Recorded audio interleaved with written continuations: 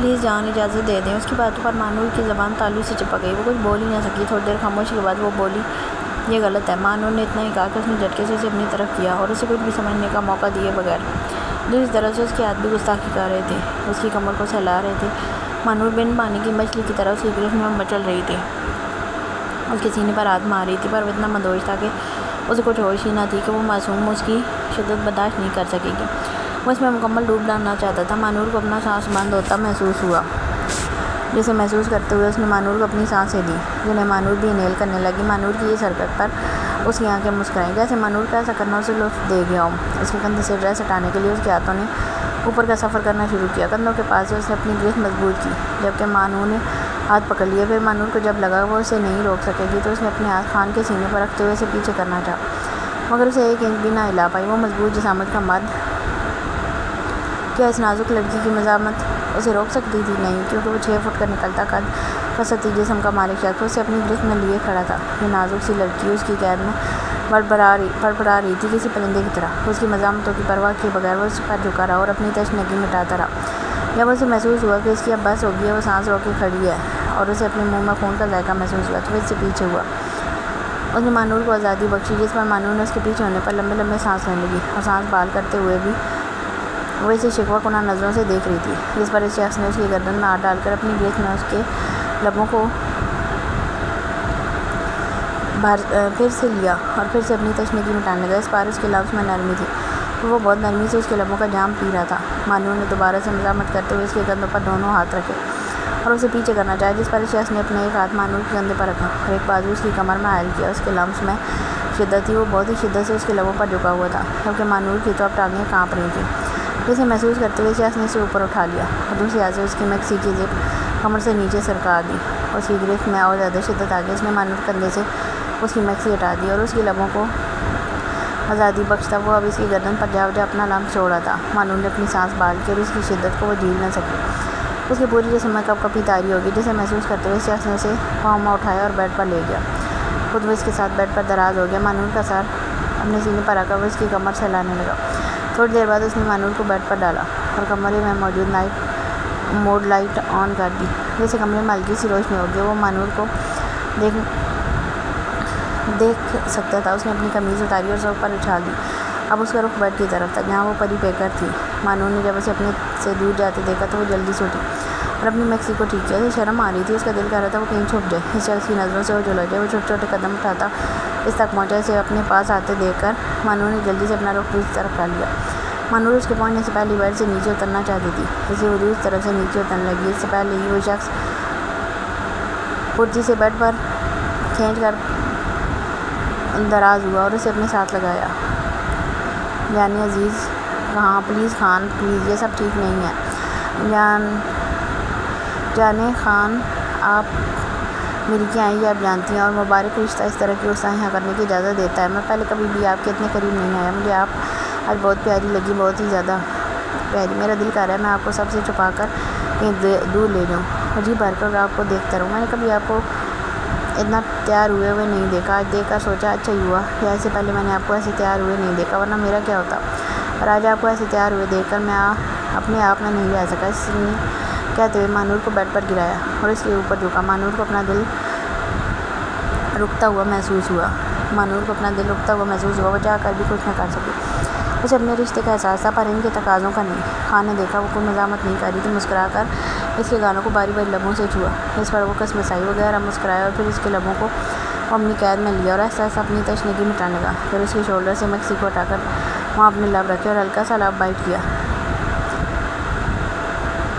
जिससे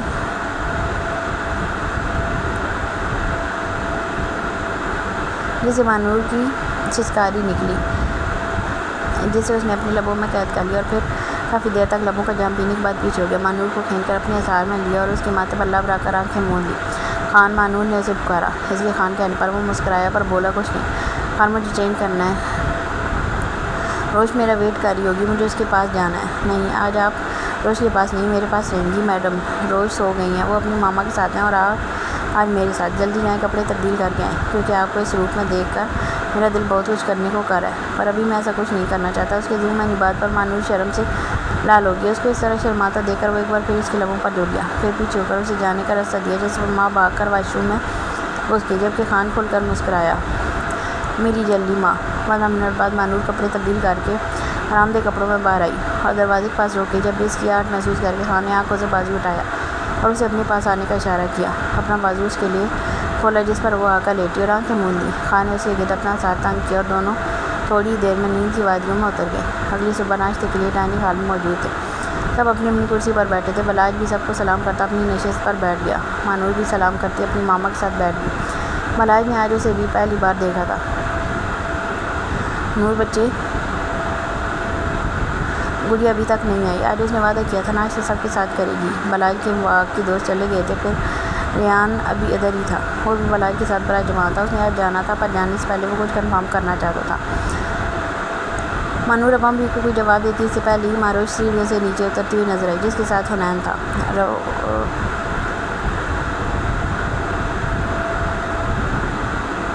रोश ने उसे बाजुओं से पकड़ा हुआ था। हुनैन प्यार से उसे अपने साथ नीचे ला रहा था। वो सीढ़ियों से उतरकर नीचे आ रही थी, तब दो लोगों की नज़रें उधर जम गई। दोनों ने सबको सलाम किया और अम्मा भी के पास बाएं तरफ बैठ गए, क्योंकि दाएं तरफ वकार साहब और सब मर्द आज़ाद बैठे थे, जबकि बाएं तरफ सब औरतें और हुनैन भी, क्योंकि मारोश इधर ही थी और उसे माँ को खाना खिलाना था।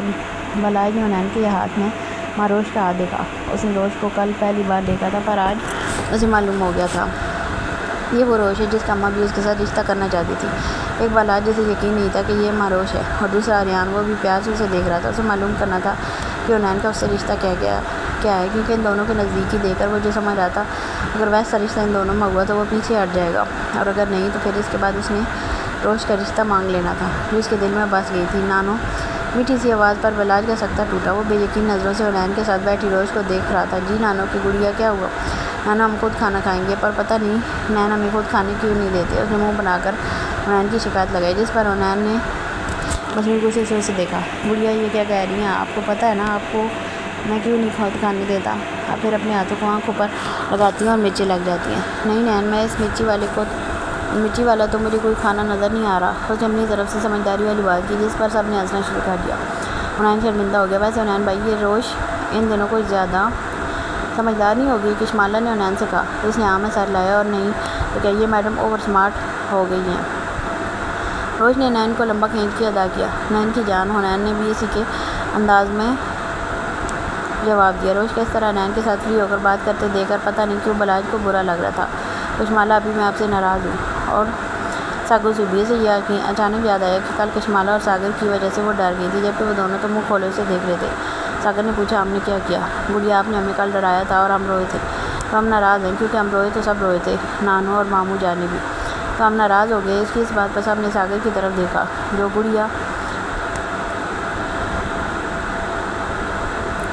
आपने हमें कल डराया था और हम रोए थे, क्योंकि थे तो हम नाराज़, हम रोए तो सब रोए थे, नानू और मामू जानी भी, तो हम नाराज़ हो गए। इसकी इस बात पर सब ने सागर की तरफ देखा, जिस पर सब ने जो रोहानसा सा हुनैन की आंखों को माफ़ी दिलवाने की फरियाद कर रहा था, जबकि किशमाला तो सोच में पड़ गई। आखिर उनकी वजह से घर वाले कब रोए? वो तो सिर्फ माँ रोश रोई थी, बाकी सब तो कोई भी ना रोया। वैसे यूसरा, ये हमारी गुड़िया ने झूठ बोलना कब से शुरू कर दिया? किशमाला ने यूसरा के कान में सरगोशी की, जिस पर यूसरा ने उसे घूर के देखा। यार, मैं तो मजाक कर रही थी, तुम तो गुस्सा ही हो गई। किशमाला ने जब यूसरा को गुस्से में देखा तो आगे से पतली सी निकाल कर उसे काम डाउन किया। सागर की फरियाद को समझते हुए हुनैन ने रोश से कहा, गुड़िया माफ़ कर दो, दोनों ने इतने दिनों बाद आपको देखा था, इस वजह से कुछ ज़्यादा ही एक्साइटेड हो गए थे। पर रोश ने कुछ कहना चाहा, पर किशमाला ने बीच में ही बात चुप ली। परवर को छोड़ो, हम तुम्हारे लिए गिफ्ट भी लाए थे, तुम नाराज़ हुई तो हम नहीं देंगे। किशमाला ने उसे लालच दी उसकी बात सुनकर देखने की, और वो पुरसोच नज़रों से उसे सोचने वाले अंदाज में अपनी ठोड़ पर उंगली रखी। इस मासूमाना अंदाज पर हर एक को इसको और बहुत प्यार आया, पर इस वक्त अगर इस पर प्यार जताते तो उसने खाना नहीं खाना था, इसलिए सब खामोशी से देखने लगे। रोश मुस्कुराई, जिस पर उसने एक दूसरे को देखा। अगर मैं आपको माफ़ करूं तो क्या मुझे नया वाला बाबू राजा ला देंगे? मेरा बाबू राजा गंदा बच्चा बन गया, मुझे अच्छा वाला चाहिए। किशमाला का मुंह खुल गया उसकी फरमाइश पे, क्योंकि नौमान का कहकर हाल में गूंजा। यही हाल बाकी सबका था जब बहन ने उसके मुँह को अपनी तरफ किया। चुप, बस चुप मेरी जान, अब आपको कुछ नहीं बोलेंगी, ओके? वरना मैं आपको बाबू नहीं ला के दूँगा। उसकी धमकी पर रोश ने अपने मुंह पर उंगली रख दी, तो हुनैन ने उसके सर पर बोसा दिया। बलाज का बस नहीं चल रहा था वो हुनैन को इससे दूर कर दे, और रेहान के दिल पर तो सांप लौट रहे थे। ऐसे हनैन को प्यार जताता देखकर बस अब मज़ीद कोई बात नहीं, चलो सब खाने शुरू करो, अम्मा भी ने इन सब को डांटा, हम खुद खाएंगे। अच्छा बाबा आप खुद खाएँ। हनैन ने उसकी गोद में नैपकिन रखा। खाना खाने के दौरान बलाल की आंखें रोश परी थी, जो कभी नवाला खुद खाती, कभी हनैन को देती और हनैन भी ऐसे ही करता, जिस पर वो खुलकर मुस्कुराती। खाना खाते हुए कभी वो अपने गालों को छूती हुई लेट को कान के पीछे करती, कभी गालों को अपने हाथों से छूती। उसकी ऐसी हरकतों से 2 दिनों पर बिजलियाँ गिरी और वो लाइल्म सी अपने काम में मगर नाश्ता कर रही थी। नाश्ते के बाद उसने अपना मुँह हनैन की तरफ किया, जिसका मतलब था मेरा मुँह साफ़ करो। हनैन ने उसका मुँह साफ़ किया और उसने अपना सर हनैन के सीने पर रखा, जबकि बलाल की बर्दाश्त यहाँ तक थी। उसे पता नहीं क्यों अजीब सी फीलिंग्स आ रही थी। वो एकदम कुर्सी से धकेल के उठा और ऊपर अपने कमरे की तरफ चला गया। ध्यान पहले ही वहाँ से चला गया था, उसको किसी की कॉल आ गई थी। अब हमें चलना चाहिए, कोमल बेगम ने कहा तो रोश ने मुँह बनाया। नहीं ना मामा, अभी 1 वीक और रह लेते हैं फिर चलेंगे। उसकी इस बात पर कोमल बेगम ने मदद तलब नज़रों से हनैन को देखा। पोपो रोश ठीक कह रही है, 1 वीक इधर ही रहें। कोमल बेगम ने हनैन को घूरा तो वो वहाँ से उठकर बाहर निकल गया। बीच वो अम्मा को इसकी शिकायत लगाने लगी। अम्मा इसने ही मारूफ को ख़राब किया, हर उल्टी बात मानकर उसकी हर बेवकूफ़ाना बातों को अहमियत देता है।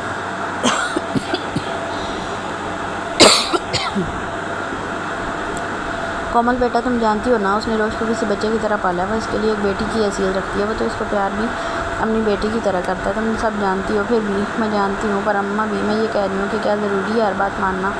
इस एक हादसे ने आगे ही उसे ऐसा बना दिया, बाकी रही सी कसर उसने निकाल दिए। उनकी आँखें नम हो गई इस हादसे का सोचकर। अम्मा भी ने उन्हें आगे बढ़कर गले से लगाया। बलाज अपने रूम आकर सर पर हाथ फेरता हुआ इधर उधर चक्कर लगाने लगा। उसे समझ नहीं आ रही थी एक ही दिन में उसे क्या हो गया। नहीं मुझे कोई फ़र्क नहीं पड़ता, मैं अपने कई लफ्ज़ों पर कायम हूँ, मेरे काबिल नहीं हूँ, मेरे साथ कदम से कदम मिलाकर नहीं चल सकती। बलाज ने अपने आप को बावर करवाया। मैं अब इसके बारे में नहीं सोचूंगा। अपनी सोच में छुटकारा पाने के लिए केजल को कॉल मिलाई और इससे बातें करने लगा। पर इसका दिल क्या करता, पर इस दिल का क्या करता जो बार बार रोश की तरफ माइल हो रहा था।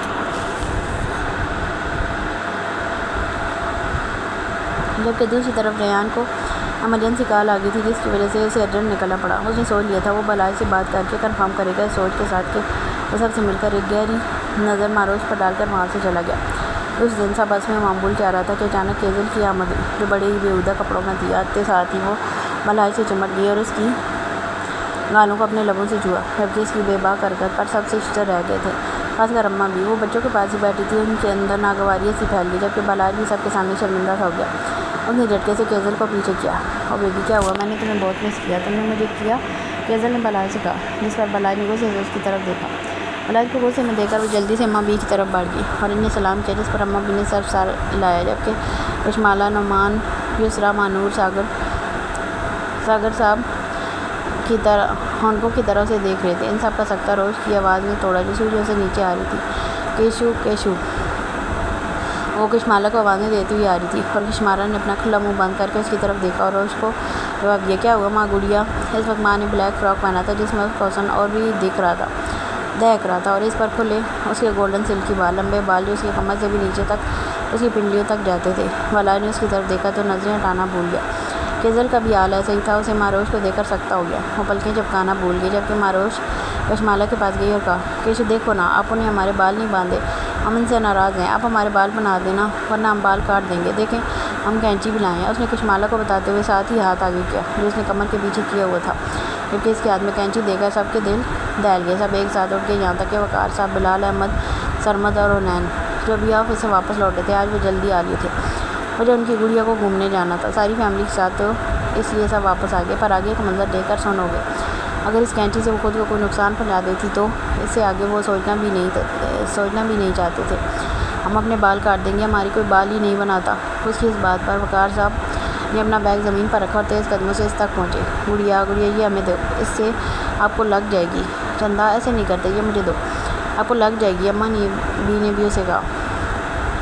हुनैन इधर ही आवाज़ भागता सा खड़ा, अम्मा बी की आवाज़ पर उसे होश आया। हुनैन बच्चे आप वहाँ खड़े क्या देख रहे हो, यहाँ हो, इसे कैंची लो, हमें नहीं दे रही। हुनैन तेज़ कदमों से इस तक पहुँचा और उसे बोला, माँ मेरी जान, गुड़िया से मुझे दो, आपको लग जाएगी। नहीं नैन, मैं आपको नहीं दूँगी, वैसे भी मैं आपसे नाराज़ हूँ, मैं अपने बाल काटूँगी। ऐसे नहीं कहते, आपको पता है ना नैन को आपके बाल कितने प्यारे हैं, पता है ना, फिर भी आप नैन को नाराज़ करना चाहती हैं। हुनैन ने ऐसा कदम इसकी तरफ बढ़ाने और आराम से कैंची उसके हाथ से ले ली, जिस पर साहब ने सुख का सांस लिया। पर नैन आपने हमारे बाल नहीं बनाए ना, तो देखें हम कैसे संभालें उन्हें, ये हमसे ठीक तरह से ब्रश भी नहीं होते, आप इनको कटवा दें। नैन वो आपके बाल बना देगा। हज के बाद अपने बालों को काटने का सोचना भी मत, ओके। जिस पर उसने यहाँ में सर लाया। हुसैन ने कशमाला के साथ से नैन ने कशमाला के हाथ से ब्रश लिया जो माँ रोश ने उसे दिया था। माँ को सोफे पर बिठाया और खुद पीछे खड़ा होकर माँ के बाल बनाने लगा। उसके बालों को फ्रेंच चुटियाँ बनाकर पीछे कमर पर छोड़ बलाज उसके हाथ में कैंची देकर परेशान हो गया था, पर जब नज़र उसके बालों पर पड़ी तो वो देखते ही रह गया। उसकी जुल्फ़ों का असीर हो गया था। उसे माँ के बालों से खड़े खड़े ये इश्क हो गया था। वो यकटक उसके बालों को देख रहा था। उसे लड़कियों के लंबे बाल बहुत पसंद थे। रोश के बाल से उसे इश्क हो गया और एक पल में ही जब इसके काटने के बाद ये तो बलाज का दिल किया आगे बढ़कर उसके हाथ से कैंची खींच ली। इससे पहले कि वो कुछ करता उनैन और बाकी सब वहाँ आ गए। उनैन को उसके इतने पास देखकर बलाज को बहुत गुस्सा आया। वजह वो खुद भी नहीं था जानता, बस वैसे उनैन के साथ नहीं देख सकता था। और ऊपर से उसे जो बात पता चली कि रोश उनैन के रूम में सोती है, जिसकी वजह से उसे माँ पर वैसे भी गुस्सा बहुत था। ऊपर से उनैन का इस पर यूँ हक जताना उसे आग ही तो लगा गया था। रोश मासूमियत से उनैन को देखा। उसकी शक्ल देखकर माँ रोश ने एक कहका लगाया। इसके कह के पर सब ने उसकी तरफ हैरान नज़रों से देखा, पर इसकी बात को सिर्फ अम्मा भी कशमाला और दूसरा ही जान सकी कि वो ऐसे कह के लगा आ रही है। फिर उन्होंने भी इसका साथ दिया। बाकी तो हैरान परेशान ये कार्रवाई देख रहे थे। केजल जो कब से वहाँ खड़ी बस माँ रोश को देख रही थी। उसको रोश पसंद आ गई थी। वो देख रही थी, उसको रोश पसंद आ गई थी। वो गुड़िया की तरह लग रही थी। उसका दिल किया हो जाए और उसे छोटे छुए। अम्मा भी क्या हो गया, आप भी बच्चों के साथ बच्ची बन गई हैं, हमें भी बताएं बात क्या है। वकार साहब ने झुंझला कर पूछा। अरे मियाँ क्या बताऊँ, आप सब समझदार होकर भी ना समझ सके। हमारी गुड़िया रानी मजाक कर रही थी। अम्मा भी हंसी। क्यों गुड़िया? अम्मा भी ने तस्दीक चाहिए, जिस पर उसने ज़ोर शोर से अपना सारा इस बात में लाया। हिनान का मुंह खुला ही रह गया अपने बेवकूफ़ बन जाने पर। वो कैसे भूल गया कि माँ को अब बहुत अच्छे से पता था।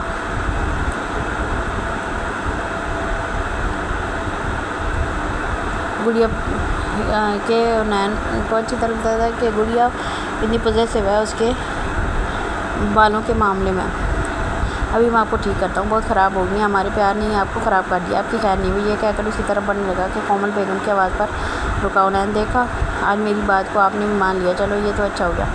आप नहीं बिगाड़े से, आप ही ठीक करो। उन्होंने पप्पू को बेबस नज़रों से देखा और फिर से रोश की तरफ बढ़ा। मगर ये क्या, वो तो इधर नहीं थी। जिस पर उसने इधर उधर नज़र दौड़ाई तो रोश मैडम वकार साहब के सीने से लगी हुई थी। उन्होंने इसे अपने आसार में लिया था। रोश इधर आए मेरे पास। नहीं तो आप गुस्सा होंगे, हम नहीं आते। क्यों मामू जान, मैं आपके पास रहूँगी ना, वैसे भी आइसक्रीम कल खाने लाएंगे। जबकि इसकी चालाकी पर साहब ने गहरी मुस्कुराहट और उनैन को देखा जो औनक बना अपनी गुड़िया के रंग देख रहा था।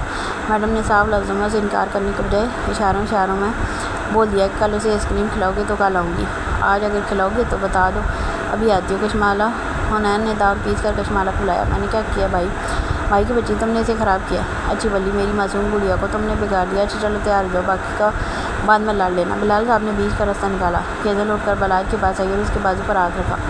इस पर बलाज ने चूक कर इसकी तरफ देखा। ये बारबी डॉल कौन है? बलाज ने एक नज़र उसे और फिर सामने देखा जो बनैन के आसार में खड़ी थी। वो मेरी पप्पू की बेटी है। बलाज इतना कहकर चुप हो गया। वो बहुत प्यारी है बलाज, प्लीज़ मुझे इसे मिलवाओ, मुझे भी इसे प्यार करना है। बलाज ने उसे ऐसे देखा जैसे उसका दिमाग चल गया हो। I am serious Balaj, please मुझे मिलवाना, मैं इससे फ्रेंडशिप करूँगी। केजल, मैं आज तक खुद इससे नहीं मिला तो तुम्हें कैसे मिलूँ? खुद जाकर मिल लो। बलाज ये कहकर वहाँ से चला गया। जबकि केजल ने अपने कदम रोश की तरफ बढ़ाए। माँ रोश के पास पहुँचकर केजल ने उसे पुकारा। प्रीटी गर्ल, माँ रोश जो उनैन को मना रही थी, आज वो आइसक्रीम खाएगी। किसी की आवाज़ पर उसकी तरफ देखा जो कल दुल्हन बनी लड़की थी। आज उसको अपने सामने देखकर डर के मारे उनैन के पीछे छुपने लगी। जिस पर उनैन ने केजल की तरफ देखा और कहा, प्लीज़ आप माइंड ना करें, ये ऐसे ही है, हर किसी से बात नहीं करती। अब मेरी इसके साथ दोस्ती करवा दें, मुझे ये बहुत प्यारी लगी है। मुझे शुरू से ही बहन का बहुत शौक था, एक ऐसी नाजुक सी गुड़िया की तरह जिसे मैं बहुत प्यार करूँ, बहुत ख्याल रखूँ, हर एक से छुपा के रखूँ और वो बहुत क्यूट हो। इसे देख कर मुझे लगा जैसे मेरी वो ख्वाहिश पूरी होगी हो। प्लीज़ आप इसे मेरी वो ख्वाहिश पूरी होगी हो, प्लीज़ आप इसे बोले ना, मेरे साथ दोस्ती करें, मैं इसकी हर बात मानूंगी। केजल के सर्कल में जो लोग इसे जानते थे, जिनमें वो मगरूर और घमंडी मशहूर थी, अगर इस वक्त ऐसी हालत में मिन्नतें करते देख लेते तो शौक खा के गिर जाते, क्योंकि वो सीधे मुँह किसी से बात नहीं करती। और यहाँ वो कैसे रिक्वेस्ट कर रही थी, प्लीज़ मैं एक बार कोशिश करना चाहती हूँ, अभी नहीं है, फिर कभी आइएगा, मैं आपको बात करवा दूँगा, तब तक मैं इसे आपके बारे में समझा दूँगा। आप प्रॉमिस करें मेरी बात करेंगे? इससे प्रॉमिस मैं करूँगा। उन्होंने उसे यकीन दिलाया तो एक नज़र रोश को देखकर चली गई। फिर सब घर वाले बाहर लंच पर गए वहाँ से घूमने और फिर रात को वापस हुई। जब बलाज जले पैर की बिल्ली बना घर में फिर रहा था। उसे रोज़ को करीब से देखना था। वो देखना चाहता था ऐसा क्या है इसमें कि वो पहले दिन से ही उसके लिए बेचैन है। सब लोग घर वापस आकर आराम करने हमने अपने कमरों में चले गए, जबकि हुनैन को कोई काम आ गया था, जिसकी वजह से उसे 1 घंटे के अंदर दुबई के लिए निकला था। वहाँ एक अर्जेंट मीटिंग थी और परसों उसकी वापसी थी। वो बिना रोज़ को बताए जाने वाला था, वो इसे जाने ना देती, इसलिए नहीं बताया। जबकि कोमल बेगम ने इसे समझाया कि वो चला जाए। वैसे भी कल उन्होंने घर जाना था तो रोज़ को साथ ले जाएंगी। यहाँ रहती तो हुनैन को ढूंढती, जो कि ठीक भी था। इसलिए उन्होंने सोचा कि हफ्ता 2 हफ्ते बाद वो फिर आ जाएंगी तो हुनैन को सुकून होगा। चलो ये ठीक है। रात को सब बैठे हुए खाना खा रहे थे जब रोज़ कशमाला के साथ आई। अपनी कुर्सी पर बैठ के इर्द देख रही थी, जैसे किसी को तलाश कर रही हो। सब समझ गया वो हुनैन को ढूंढ लिया। पर सब खामोश है। अम्मा भी ने कशमाला को इशारा किया, जिस पर वो सर लाती उसके साथ वाली चेयर पर बैठ गई। क्या हुआ रोज़, खाना नहीं खाना? किसको ढूंढ रही हो? मैं वो हुनैन को। वो किधर हैं? नज़र नहीं आ रहे हो, मुझे मिलने भी नहीं आए। रोज़ ने कहा तो कशमाला ने गहरा सांस भरा, क्योंकि अब उसे रोज़ को बताना था, फिर संभालना भी था। रोज़ हुनैन भाई की मीटिंग है तो उधर गए हैं, कल वापस आ जाएंगे। मुझे बताया भी नहीं और चले गए। ऐसे नहीं करते, वो अब झूठ बोल रही हैं। रोज़ बच्चे, वो आपसे मिलने गए थे पर आपका रूम बंद था, वो कैसे अंदर जाते? अब सो रही थी इसलिए वो चले गए, वापस आएंगे तो आप उनसे ना बोलना, ठीक है? वकार साहब ने उसे प्यार समझाया, जिस वो मसूर कर देख लगी। रूम को लॉक किसने लगाया? उसने होंठ बाहर निकाल कर पूछा। सब उसे देखने लगे, पर बलाज का दिल पसीना तोड़कर बाहर लगा और वो जानबूझकर उसके सामने वाली कुर्सी पर बैठा था और उसे अपने करीब से देख रहा था। उसकी एक एक हरकत को ऑब्जर्व कर रहा था। जब रोज़ ने होंठ बाहर निकाल कर मुँह बसूरा तो उसकी सारी तवज्जो उसकी तरफ थी और इसने दिल ने चाहा आगे बढ़कर इसके लबों को की गुस्ताखियाँ खुद में समेटे, पर फिर अचानक उसने अपने ख्यालात की नफ़ी की। उसका कोई हक नहीं है इस पर। मैं भी इसी रूम में थी तो शायद मैंने लॉक लगाया था। मानून ने बात संभाली, जिस पर रोज़ ने सर लाया, जैसे मैडम को समझ आ गई है। रोज़ ने वकार साहब को मुखातब किया, मामू जानी आमीन से बात नहीं करेंगे तो बताएंगे कैसे कि मुझे उनसे क्या क्या चाहिए, जो लेकर मैं राज़ी हो जाऊँगी।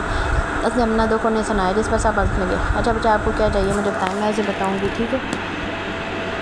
आपकी सारी चीज़ें लेकर आएगा, समीना बेगम ने उससे कहा, जिस पर उसने सारे लाया। खाना उसे कशमाला ने खिलाया और साथ साथ अम्मा बीबी उसे नवाले डाल रही थी। वो खुश हो चुकी थी क्योंकि समीना नौरीन बेगम ने उसके लिए उनकी पसंद का खाना बनाया था, ताकि वो हुनैन की वजह से इसका मूड ख़राब है वो ठीक कर सके। आज उसने इतनी ज़िद नहीं की, वरना हुनैन के मामले में वो बहुत ज़िद्दी थी। उसे हुनैन से जब चाहिए होता था तो अगर वो ना होता तो मैडम रो रो के खुद को अलगान कर लेती थी। शायद वो के साथ घूमने भी गया था, उसे आइसक्रीम खिलाई, शॉपिंग करवाई, जिसकी वजह से मैडम का मुँह ठीक था और सबकी बचत होगी। सब ने सुख का सांस लिया। इस बार ज़िद ज़्यादा नहीं की। खाने के बाद कशमाला ने मानूर और रोज़ को साथ लिया। दूसरा पहले ही बार थी, चारों बार लॉन में चहलकदमी करने निकल गए। थोड़ी देर के बाद सब अपने रूम्स में चले गए। मानूर रोज़ को सुलाकर खुद को कोमल बेगम के साथ पास गई। आज उनकी तबीयत को ठीक नहीं थी तो वो थोड़ी देर उनके साथ रहकर उनका ख्याल रखना चाहती थी। मानूर के जाने के कुछ देर बाद रूम का दरवाज़ा खुला और वह हौला अंदर दाखिल हुआ। उसने वापस मुड़कर दरवाज़ा बंद किया और आहिस्ता कदमों से चलता हुआ बाईं तरफ बेड पर उसकी तरफ गया। मध्यम रोशनी में उसको चेहरा साफ नज़र आ रहा था। वो आराम से उसके पास बेड पर बैठा और उसे देखने लगा। बलाज उसे गौर से देख रहा था, जो ख्वाब की वादियों में गुम थी। रोज़ को देखते हुए बलाज ने हाथ उसके चेहरे की तरफ बढ़ाया। आहिस्ता से उसके चेहरे पर हाथों के पूरों को फेरने लगा। उसके चेहरे के नरमाहट को अपने हाथों के पूरों से महसूस कर रहा था और वो खुद को इसके पास आने से रोक ना पाया। उसे बहुत कोशिश की वो इसके ख्यालों में ना आए। इसको वो अपने जहन से निकालना चाहता था, पर यह नामुमकिन था। ऐसा ना कर सका। दिल किया तो मजबूर होकर रोज़ के रूम आ गया। बैठ कर इसके चेहरे का गौर से देख रहा था। वो सोते हुए बहुत मासूम लग रही थी। ऐसा वो हाथ को इसकी आंखों तक लेकर आया। उसके होंठ थोड़े से निकले थे। उसके होंठों की नरमाहट को महसूस करता हुआ अचानक उसके होंठों पर रुक गया। अभी उसके होंठों से मस होते उससे पहले वो जल्दी से पीछे हुआ और उठकर तेज़ कदमों से कमरे से बाहर निकल गया। इस तेज़ कदमों से चलता हुआ अपने रूम में आया। सर पर हाथ फेरते हुए कमरे में चक्कर लगाने लगा। ये मुझे क्या हुआ? मैंने ये क्यों किया? वो मेरे काबिल नहीं, वो पागल है। मैं उसके बारे में क्यों सोच रहा हूँ?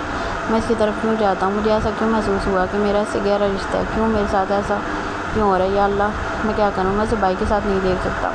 मुझे तो फ़र्क नहीं पड़ना चाहिए। शायद पहले मेरे साथ घर वालों ने इसकी बात पक्की की थी, जिस वजह से मुझे ऐसे महसूस हो रहा है। नहीं, ये गलत है। मैं केज़ों से मोहब्बत करता हूँ। वो मेरी मोहब्बत है। वो मेरे साथ कदम मिलाकर चल सकती है, मूव ऑन कर सकती है सोसाइटी में। ये 2 दिन पहले मिली हुई लड़की के लिए मैं अपने 5 साल की मोहब्बत को भुला दूँ? ये नहीं हो सकता। मुझे यहाँ से जाना होगा।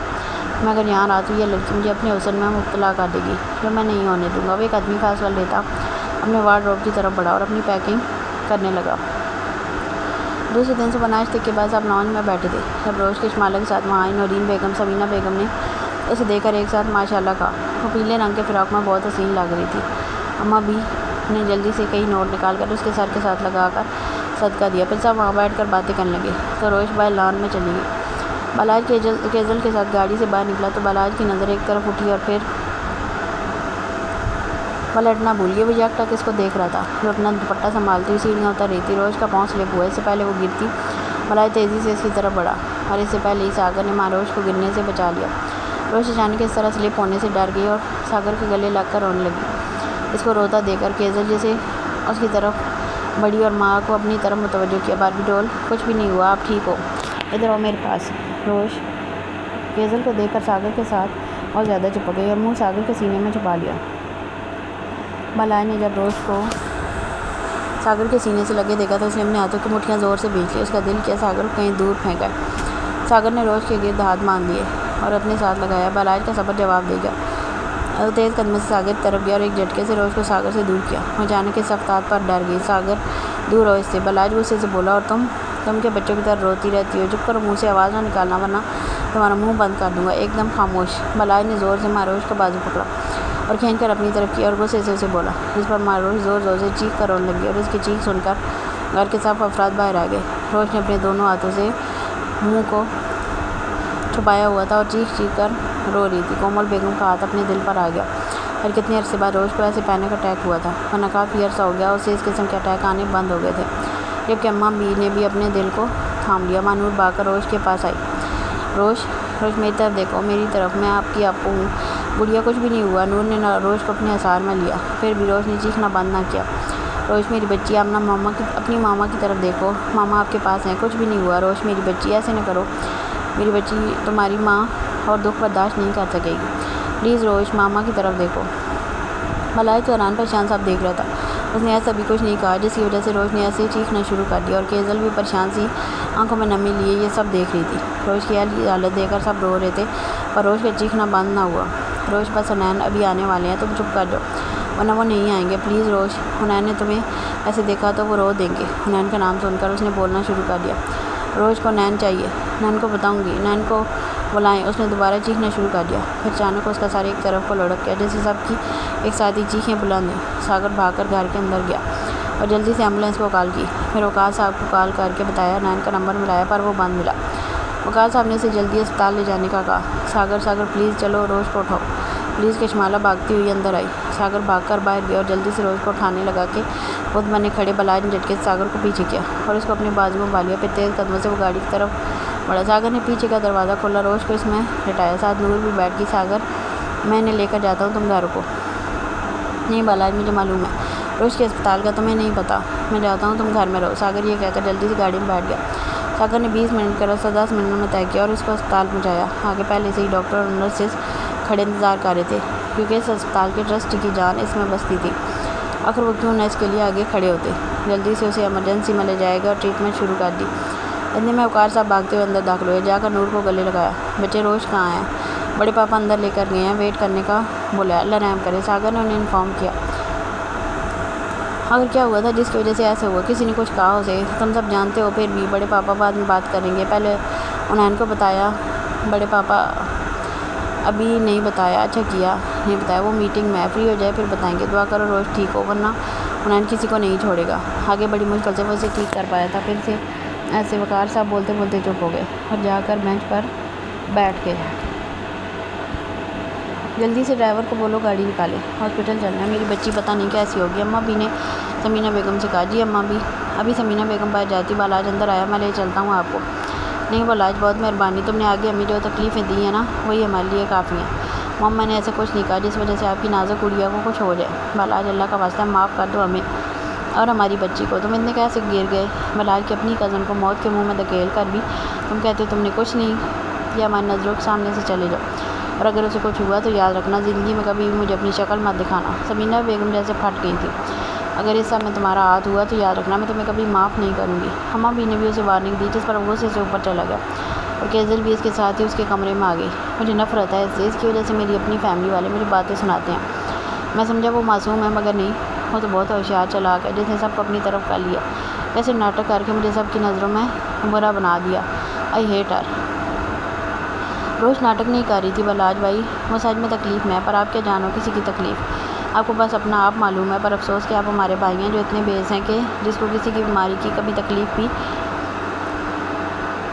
नाटक लगती है। नौमान और कशमाला जो कोमल बेगम के कहने पर बलाज को बुलाने आए थे कि हॉस्पिटल चलें, पर यह सब सुनकर वो चुप न रह सकी और नौमान भी एक शिकवा को नज़र डालकर बाहर निकल गया, पर अपने सामने कोमल बेगम को देखकर दोनों रुक गए। कोमल बेगम को देखकर बलाज भी परेशान हो गया, तो पता नहीं कब से खड़ी सुन रही थी। मैं तो आई थी कि शायद कशमाला आपको बुलाने गई है कि नहीं, इसलिए मैं खुद आपको बुलाने आई हूँ कि आपसे बोलूँ मुझे मेरी बेटी के पास ले जाए। पर मुझे क्या पता था वो बलाज जिन्हें मैंने अपने हाथों से पाला, उसके हाल लाड उठाए अपनी बच्ची नूर को किसी और के हवाले करके मैं आपको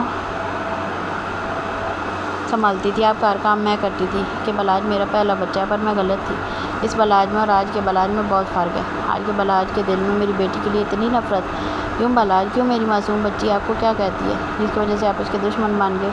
शुक्र है मेरे अल्लाह का जिसने पहले ही मुझे आपकी असलियत बता दी। मैं अपने मालिक की शुक्रगुज़ार हूँ कि आपने शादी से इनकार कर दिया, वरना क्या होता मेरी बच्ची का, जिसे आज तक हमने ऊँची आवाज़ में बात तक नहीं की, हमने कुछ भी नहीं बोलना। बहुत शुक्रिया बच्चे, बहुत बहुत शुक्रिया, वरना क्या हाल करते आप हमारी बच्ची का। बहुत शुक्रिया। वो हाथ जोड़ के शुक्रिया अदा करती वहाँ से चली गई। बलाज शर्मिंदा सर झुका के खड़ा रहा और कुछ भी ना बोला। नौमान और कशमाला कोमल बेगम को संभालते हुए चले गए। केजल ने शाकी नज़रों से बलाज को देखा। वो इतना कठोर कैसे हो सकता था? केजल जैसी मगरू लड़की भी इस मासूम को देखकर पिघल गई थी, जिसके साथ उसका कोई रिश्ता ही नहीं था। और बलाज अपनी कज़न से इतनी नफरत, ये एक शौक़ था केजल के लिए। वो बिना कुछ बोले आंखों में आंसू लिए बाहर निकल गई। उसे भी हॉस्पिटल जाना था, गुड़िया के पास, अपनी बारबी डॉल के पास। केजल का फ़ोन रिंग हुआ। जब वो गाड़ी में बैठी उसने फ़ोन पीस करके कौन से लगाया। केजल बच्चे, केजल रो डैड, केजल डैड बोलकर रोने लगी। क्या हुआ, सब ठीक है? आप रो क्यों रही हैं? प्लीज़ मुझे बताएं, किसी ने कुछ कहा है? डैड मेरी डॉल। कौन सी डॉल केजल? वो मेरी बारबी डॉल हॉस्पिटल में है डैड, वो मेरे सामने थी, बेहोश हो गई थी डैड, वो ठीक नहीं है, मैं हॉस्पिटल जा रही हूँ। केजल मुझे बताओ तो किसकी बात कर रही हो? वो आगे से कुछ ना बोला और कॉल काट दी। महताब साहब परेशान हो गए। वो ठीक नहीं, मैं हॉस्पिटल जा रही हूँ। केजल मुझे बताओ किसकी बात कर रही है? वो आगे से कुछ ना बोली और कॉल काट दी। महताब साहब परेशान होकर हो गए। हॉस्पिटल में माँ रोज़ का ट्रीटमेंट स्टार्ट हो चुका था। उसी डॉक्टर आ चुकी थी जो हर बार इसे ट्रीट करती थी। कोमल बेगम, नौमान और घर की बाकी खवातीन के साथ वहाँ पहुँच चुकी थी। जब नूर अपनी माँ के गले लगकर रोने लगी, मामा हमारी गुड़िया ठीक तो हो जाएगी ना, देखे ना वो फिर से वैसी ही होगी। है नहीं माँ नूर, वो ठीक हो जाएगी। मामा भी अनैन को बुलाते हैं, वैसे संभालेगा। मामा वो तो यहाँ नहीं है, मैंने भाई को कॉल करके बता दिया। नौमान ने आकर उन्हें बताया, पर बेटा उसे अभी नहीं था बताना, वो परेशान हो जाएगा। पापा को भाई ने खुद कॉल करके पूछा रोज़ कैसी है, उन्हें कुछ अच्छा महसूस नहीं हो रहा था तो मैंने बता दिया वो अगली फ़्लाइट से वापस आ रहे हैं। अच्छा किया नौमान ने, अब वो खुद आकर रोज़ को संभाल लेगा। अम्मा भी ने उसकी हमायत की। वैसे बेटा हुआ क्या था मुझे बताओ, अम्मा ने सागर से पूछा। अम्मा भी रोज़ गिरने लगी थी तो मैंने उसे थाम लिया, वो डर गई थी और फिर सागर खामोश हो गया। फिर क्या सागर? वकार साहब ने पूछा। वो लगाई हुई है, सच बताओ हमें, वकार साहब उससे बोले।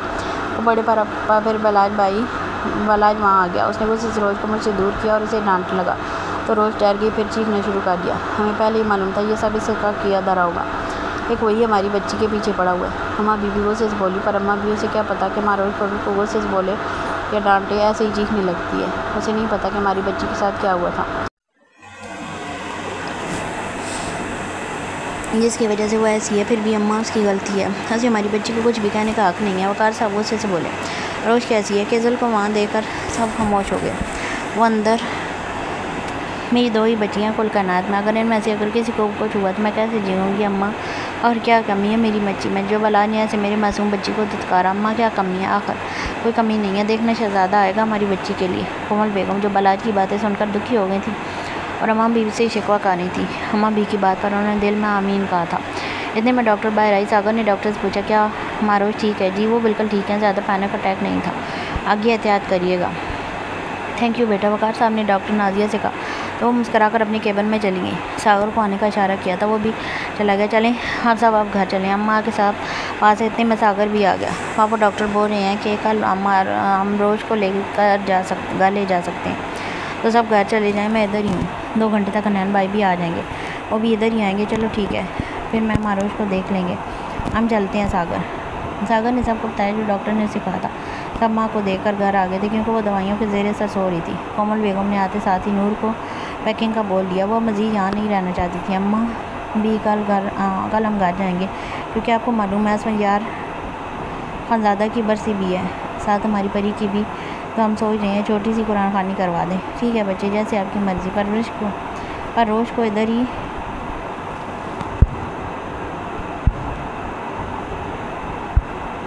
छोड़ना है, वो जब तक ठीक नहीं हो जाती। हुनैन भी आ गए हैं तो वो संभाल लेंगे। नहीं अम्मा भी, मैं अब मज़ीद अपनी बच्ची को यहाँ नहीं रहने दे सकती।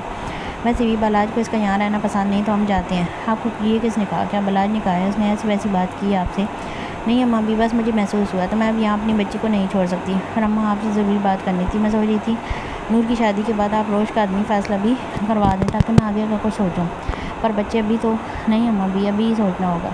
अब मज़ीद इस मामले को लटकाना बेहतर नहीं। हाँ भाई से बात कर लें। जैसे आपकी मर्ज़ी, मैं बात कर लूँगी। बलाज को एक पल का चैन नहीं था मेरा। उसने जब से घर में सबको आते देखा था वो समझ गया था रोश नहीं आई, तो वो कशमाला के रूम में गया। उससे पूछा, कशमाला जी भाई कोई काम था आपको मुझसे? कशमाला को उसे देखकर गुस्सा तो बहुत आया, मगर बड़े होने का लिहाज करके चुप हो गए। वो सब आ गए पर वहाँ रोश नहीं आई थी। वैसे आपको पूछना तो नहीं चाहिए, पर फिर भी बता दूँ कि डॉक्टर ने राज रखने को बोला। कशमाला पहले हैरान हुई, फिर मुनासिब सा जवाब देकर अपना काम करने लगी। वो मानूर को की पैकिंग कर रही थी। बलाज उसे एक नज़र देखकर बाहर निकल गया। बलाज अस्पताल में दाखिल हुआ और काउंटर से मारूश की इन्फो लेकर वो इसके रूम की तरफ बढ़ गया। शायद सागर कहीं बाहर था, उसे वहाँ ना पाकर वो रूम में दाखिल हुआ और जहाँ रोश गैर जिनीन सो रही थी ऐसे ऐसे कदम उठाते उसके पास गया। स्टूल खींचकर इस पर बैठ गया। रोश के चेहरे को गौर से देखने लगा, फिर अपना हाथ उसके चेहरे पर आकर नरमी से उंगलियों के पूर से उसके चेहरे पर फेरने लगा। फेरते फेरते आराम से अपनी अंगूठी की मदद से उसके लबों को सहलाने लगा। मुझे समझ नहीं आती क्यों मैं तुम्हारी तरफ खींचे जा रहा हूँ, पर मैं तो केजल से मोहब्बत करता हूँ। फिर मुझे कौन सी कशिश महसूस होती है? ऐसी कौन सी चीज़ है जो मुझे तुम्हारी तरफ खींचती है? क्या रिश्ता है तुम्हारा मुझसे जिसका असर मुझ पर होता है? वो बात करते करते ऐसे ऐसे उसके चेहरे के करीब हुआ और अपने लब उसके लबों पर रख लिए। उसकी नरमाहट को अपने लबों से महसूस करने लगा। आहिस्ता आहिस्ता वो उसके लबों को शिद्दत से अपने लबों में दबाने लगा। उसकी शिद्दत पर माँ कसमस आई, जिसका खतर खवा कोई असर न हुआ और बलाज आराम से उसके लबों पर अपनी शिद्दत से उठाने लगा। उसे एक अलग सा नशा महसूस हुआ। थोड़ा पीछे हुआ और एक नज़र माँ के चेहरे को देखकर दोनों हाथों के प्यालों में उसका चेहरा थामे उसके कान के पास सरगोश की। मुझे समझ नहीं आती माँ, तुम में ऐसी कौन सी कशिश है जो मुझे केजल से गाफिल कर रही है? या तो केजल मेरी मोहब्बत नहीं, या अट्रैक्शन है मुझे उसकी तरफ खींचती है, या तो मेरी मोहब्बत हो या कोई अट्रैक्शन मुझे तुम्हारी तरफ खींचती है। तुम दोनों में से कोई एक मेरी मोहब्बत है और मुझे क्यों ऐसा लगता है कि मेरी वो मोहब्बत तुम बनती जा रही हो। केजल से मेरी मोहब्बत नहीं, सिर्फ एक अट्रैक्शन हुई थी उसकी बोलने से, और तुम्हारी मासूमियत ने मेरे दिल पर घर कर लिया। तुम्हारी इन जुल्फ़ों ने, इसने हाथ बढ़ाकर उसके बालों पर फेरा और इन जुल्फ़ों का मैं आशिक हो गया हूँ, असीर हो गया हूँ। एक नज़र का इश्क जिसे कहते हैं वो हो गया हूँ। कौन हो तुम? ऐसा क्या है मैं तुम्हारी तरफ खींचा जाता हूँ? कोई ऐसा रिश्ता ज़रूर है जिसकी वजह से मैं तुम्हें भूल नहीं पा रहा। बहुत कोशिश की तुम्हारे बारे में, बहुत बुरा भी बोला कि अपने दिल से तुम्हें निकाल सकूँ, पर नहीं कर सका। मैं अब जा रहा हूँ और बहुत जल्द मैं वापस आऊँगा। अगर इस अरसे में मैं तुम्हें भूल गया तो ठीक है, अगर मैं तुम्हें भूल ना सका तो समझ आना कि तुम बलाज अहमद खान का इश्क बन गई हो। और जिस दिन मुझ पर यह राज खोला कि तुम मेरे दिल में बस की हो, दुनिया की कोई ताकत मारोश तुम्हें मुझसे दूर नहीं कर सकेगी। तो दुआ करना मेरे दिल में तुम्हारी मोहब्बत ना जागे, और अगर वो जाग गई तो याद रखना बलाज अहमद खान अपने गुस्से का जितना तेज़ है, अपने ऐद का इससे ज़्यादा पक्का है। केजल से मेरी दोस्ती और वो दोस्ती प्यार में बदली, लेकिन वो प्यार मोहब्बत में ना बदल सकता। और वैसा प्यार है जैसे दोस्त को दोस्त से होता है। शायद मैं इसको मोहब्बत समझ बैठा, लेकिन नहीं, तुम्हें देख के मुझे लगा कि प्यार और मोहब्बत में बहुत फ़र्क है। प्यार हमारे एक शख्स से कर सकते हैं, माँ बाप से, बहन भाइयों से, दोस्तों से या रिश्ते से, लेकिन मोहब्बत और इश्क सिर्फ एक शख्स से होता है। और मुझे अगर तुमसे वो मोहब्बत हो गई, वो इश्क हो गया, तो तुम्हारा जीना मरना सब मेरे लिए होगा। और बलाज अहमद खान तुम्हें इतना दूर ले जाएगा, सबसे इतना दूर कि तुम इन सबको दोबारा देखने के लिए तरस जाओगी, क्योंकि बहुत रह लिया इनके साथ, अब मेरे पास आने की बारी होगी। बलाज उसके एक एक नश को अपने लबों से छूने लगा। सारे चेहरे को चूमने के बाद उसका रुख दोबारा उसके लबों की तरफ था। उसके लबों को आराम से दोबारा अपनी गिरफ्त में ले लिया। इससे पहले कि उसकी शिद्दत में इजाफा होता, उसके फ़ोन की बेल बजी, जिस पर वो होश में आया। फिर झटके से रोश से दूर होकर खड़ा हो गया, अपने सर पर हाथ फेरा और लंबे लंबे सांस लेगा। उसे अपनी बेख्तियारी पर सख्त खौफ हुई। ओहो, ये मैंने क्या कर दिया मैंने? मेरा खुद पर इख्तियार क्यों ख़त्म हो जाता है जब ये मेरे सामने होती है? मैं क्या करूँ? मुझे उसे दूर जाना होगा। हाँ, मैं दूर चला जाऊँगा। आइए ठीक है। इससे पहले वो बाहर जाता, उसे रूम के बाहर आवाज़ आई, जैसे कोई बात करता करता अंदर आ रहा हो। वो कमरे में मौजूद खिड़की की तरफ गया और वहाँ से बाहर निकलकर एक साइड पर खड़ा हो गया। रूम का डोर खोलकर सागर और अनैन अंदर आए। बलाज उन्हें देख रहा था। अनैन तेज़ कदमों से माँ के पास गया। गुड़िया मेरी जान, क्या हुआ आपको? आँखें खोलो भाई, उसे कुछ भी नहीं हुआ। रोज़ को इंजेक्शन लगाया ताकि वो सुकून रह सके, कल तक होश आ जाएगा, वो अब ठीक है। सागर, ये सब कैसे हुआ? मुझे सब जानना है। उन्होंने ने सागर से कहा। मारोज की हाथों में थामो, फिर उसके माथे पर लब रखे। एक आंसू उन्नयन की आंख से निकलकर मारोज के बालों में जज्ब हो गया। वो भाई मारोज सीढ़ियों से गिरने लगी थी। मैंने थाम लिया था पर फिर भी वो डर गई थी। सागर, मुझे सच बता दो, पता अगर वो डर गई होती तो इस हालत में ना होती। इस हालत में होने की वजह से फेक है। जब उसे वो सब याद आता है जिससे हमने उसे निकाला था। तुम सब जानते हो फिर भी। भाई सागर, सब सच। वो बलाज ने रोश बाजू से थामकर मुझसे दूर किया और फिर उस पर चलाने लगा, जिसकी वजह से यह सब हुआ। पर भाई इसमें गलती उसकी भी नहीं। उसे नहीं मालूम कि इस पर ऐसे चलाने से उसे पैनिक अटैक आते हैं। बलाज आखिर बलाज चाहता क्या? क्यों इसके पीछे पड़ा हुआ है? जब उसने मनाकारी दी है इसे शादी से तो फिर अब क्या मसला है? क्यों वो अपने किए अल्फाज पर कायम नहीं है? अब वो क्यों इसे हर्ट कर रहा है? सागर, उसके गुस्से की वजह से मैं अपनी गुड़िया के लिए उसे पसंद नहीं करता था। मुझे मालूम था वो कभी भी उसे प्रोटेक्ट नहीं कर सकता। हमारी माँ को ज़रूरत है ऐसे हमसफ़र की जो इसे हर कदम पर संभाले, ना कि हर वक्त तकलीफ़ दे। मुझे बलाज से खुलकर बात करनी होगी। बलाज ने जब हुनैन को मारोज को किस करते देखा था वो तभी इन नज़रों पर डालकर मलिका बालकनी से नीचे कूद गया। अगर वो मौजूद होता तो इनकी बातें सुनकर वो ज़रूर इसकी सच्चाई जानने की कोशिश करता। अगर इन सब के पीछे वजह क्या है? कोमल बेगम अपने रूम में बैठी हाथ में एक तस्वीर पकड़े बैठी थी, जिसमें असफंजार खानज़ादा खड़े थे और इनके दोनों हाथों में 2 मासूम गुड़ियाँ थी, जबकि एक गुड़िया इनके आगे खड़ी थी और कोमल बेगम उनकी दाएं तरफ थी। यह खूबसूरत फैमिली की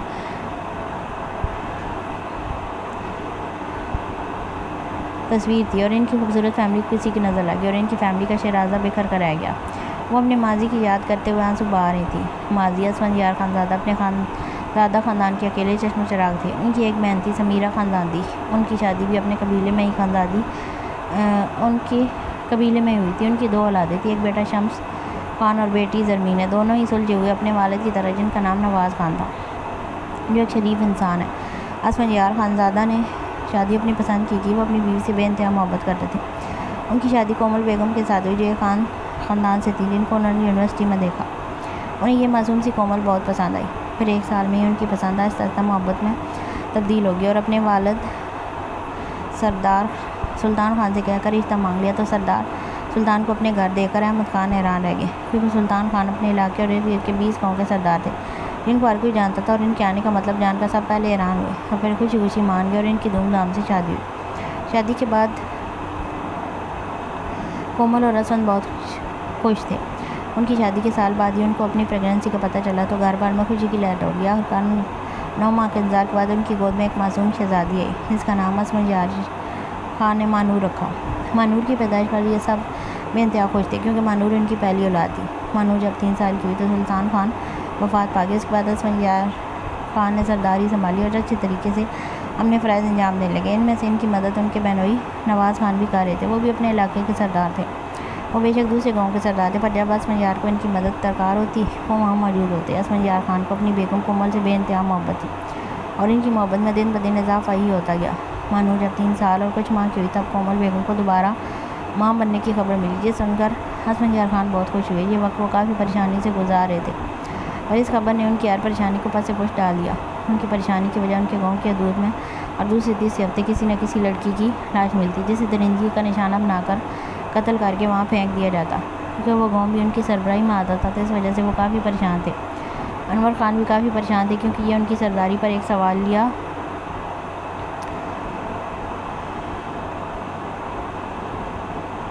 निशान था, जिसे वो दोनों जल्दी हल करना चाहते थे। इस बार कोमल बेगम को डॉक्टर ने जुड़वा बच्चों को खुशखबरी सुनाई, जिस सुनकर सरदार खानज़ादा भी बहुत खुश थे। कोमल थोड़ी परेशान थी, जिसे महसूस करके खानज़ादा ने अपनी सरदारनी से वजह पूछी। फिर जो उन्हें सुनने को मिला उस पर वो ज़िंदगी में पहली बार अपने दिल की मलका पर गुस्सा हुए। कोमल, आप ये कैसी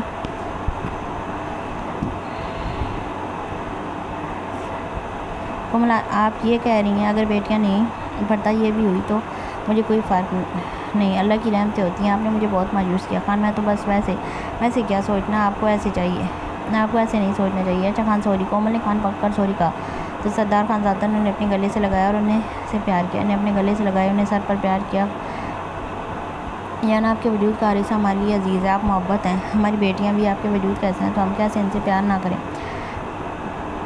अब आप ऐसी कोई उल्टी सीधी बात ना करें, आप सोचिएगा और नहीं सोचिए। कहने के साथ यही असफंजार ने कोमल को अपने दस्तरस में लिया और इनके लबों पर झुके। कोमल ने भी अपनी बाएं इनके गले में डालकर इनका साथ दिया। कुछ देर बाद सरदार खानज़ादा कोमल से दूर हुए और इनकी गर्दन पर झुके, जबकि कोमल वो चक्कर आ गई। खान वो मानूर जाने मानूर को हम उसकी नानों के घर छोड़ आई।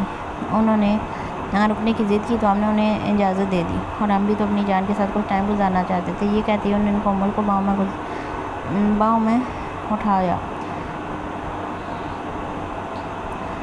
कोमल को और बेड पर जाके लिटाने के बाद कमीज़ उतार करने के बाद सोफे पर चाली। रूम की लाइट बंद की, बेड पर आकर साइड लैम्प की हल्की रोशनी को बेड पर लुटा कर ली। पर इन पर झुके जान मुझे सुकून चाहिए तो वजूद से ही मिलेगा, आज से ही मिलेगा। एक तो रिपीट हुए मैं इतने सेंटेंसेस। हम जो करना चाहते हैं, ये कहते साथी असफंजार ने कोमल के गले से दुपट्टा उतार कर साइड पर फेंका। फिर वो इनके लबों पर झुके।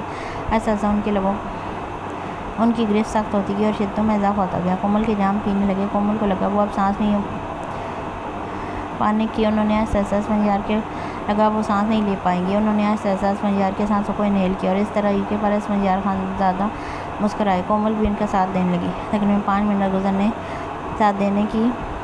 तकरीबन 5 मिनट गुजरे कि अब सांस लेना दुश्वार होने लगा। कोमल असफंजार को लगा कि उन्होंने खान के सीने पर हाथ रखा, उन्हें पीछे करना चाहा, जहाँ असफंजार ने उनके हाथ पकड़ लिया और आराम से उनके लबों को छोड़ दिया और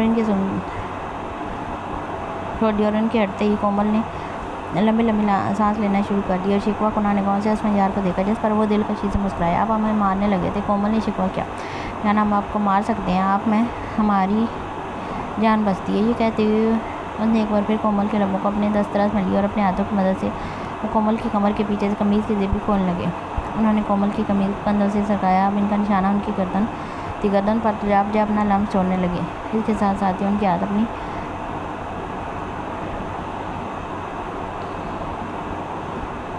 अपने ले रहे थे। कोमल की सांसें तेज़ होने लगी, धड़कनें भी तेज़ हो गई, जैसे कोई डोल बाजे। उनकी गैर होती हालत देखकर असफंजार ने उनकी गर्दन से मुँह हटाना बंद किया।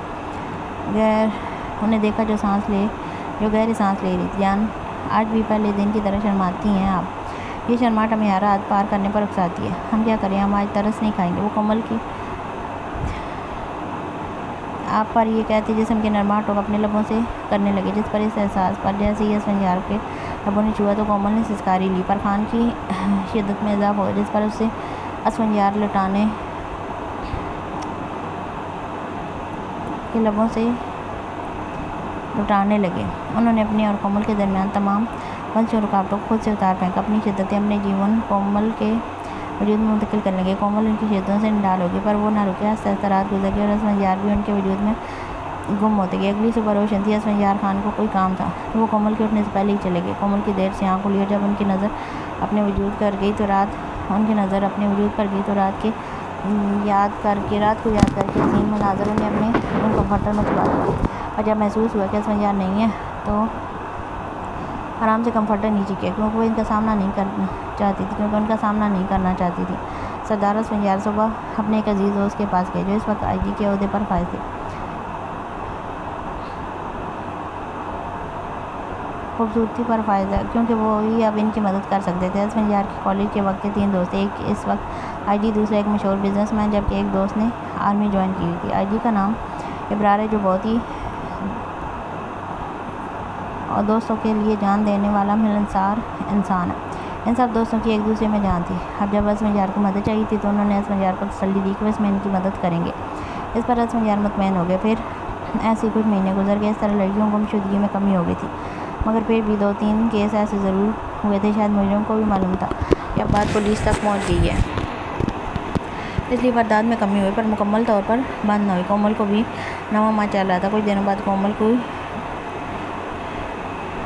तबीयत ख़राब हुई, उन्हें हॉस्पिटल ले गए।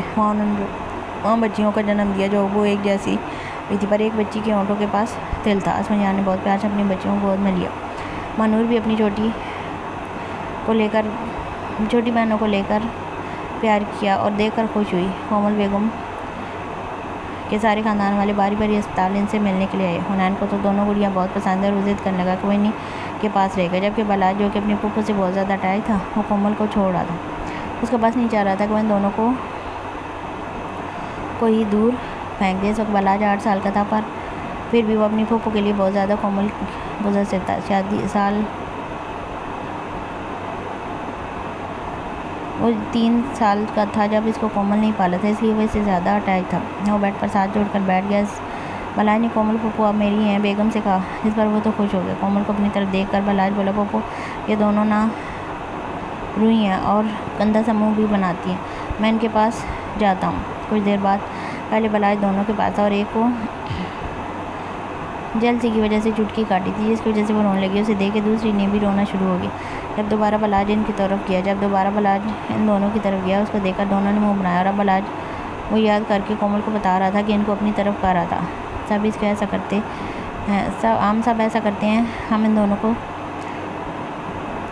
बाबा साईं के पास छोड़ आते हैं। पता है, जब मैं रोता हूँ तो मेरी मम्मा कहती हैं मैं तुम्हें बाबा साईं के पास छोड़ आऊँगी, वो इन दोनों को ठीक कर देंगे। आपको इनकी याद आएगी ना। उसने उदास सा मुँह बनाकर बोला, जैसे ये सब बोलते हुए बहुत दुख हो रहा हो। आप ऐसा करें, आप मेरे साथ चलें, मैं आपको बहुत प्यार दूँगा, आपको इनकी याद नहीं आएगी। मेरे साथ चलें, मैं दूँगा आपको इनकी याद नहीं होगी। मैं आपको अपनी सारी कैंडीज़ भी दूँगा, चॉकलेट भी दूँगा, मैं रोऊँगा भी नहीं। और उसने एक उंगली सर पर रख के सोचा कि उंगली सर पर रख कर सोचा। कुछ सोचकर वो बोला, ऐसा क्या रह गया? हाँ, मैं गंदा सा मुँह नहीं बनाऊँगा। उसकी मंतक पर सबका कह के गूंजा। कोमल ने उसे उठा के प्यार किया और बोली, तुम मेरी पहली औलाद हो, तुम्हारी जगह कोई नहीं ले सकता, मेरा शहज़ादा। बलाज ने दोनों एक दोबारा इन फितनों की तरफ देखा। वैसे कुछ समझ नहीं आया तो जैसी थी उसे कुछ कोमल से बोला, अब ये सेम बेबीज़ किधर से? इशारा ने नर्स की तरफ किया। उन्होंने दिए हैं, हम आपको क्या हम उनको चेंज करवा लें? वो ये बोलते हुए साथ नर्स से मुखातब हुआ, सेम बेबीज़ नहीं चाहिए। बलाज ने फिर से अपना दिमाग चलाया। उनको घर लेके नहीं आता था, वो मानूर को बर्दाश्त कर रहा था। अब ये दोनों पर हायरी किस्मत, अब कुछ नहीं हो सकता। पर कोमल को इस पर बहुत प्यार आया। समीना बेगम ने आगे आकर इसको कोमल से लिया और उसे चुप रहने का कहा। सब इसकी बातों से हंस कर पागल हो रहे थे और एक वो था जो चुप होने का नाम नहीं ले रहा था। 3 दिन अस्पताल में रहने के बाद कोमल को घर ले आए। बच्चियों के नाम की बारी आई तो एक का नाम हुनैन ने रखा, जो इसकी गुड़िया थी। इस बच्ची के लबों के पास दिल था, वो हुनैन की गुड़िया थी। हुनैन 10 साल का था और मानूर 5 साल की। इसको मानूर से भी बहुत प्यार था, वो इसके साथ खेलता था। उसकी आँख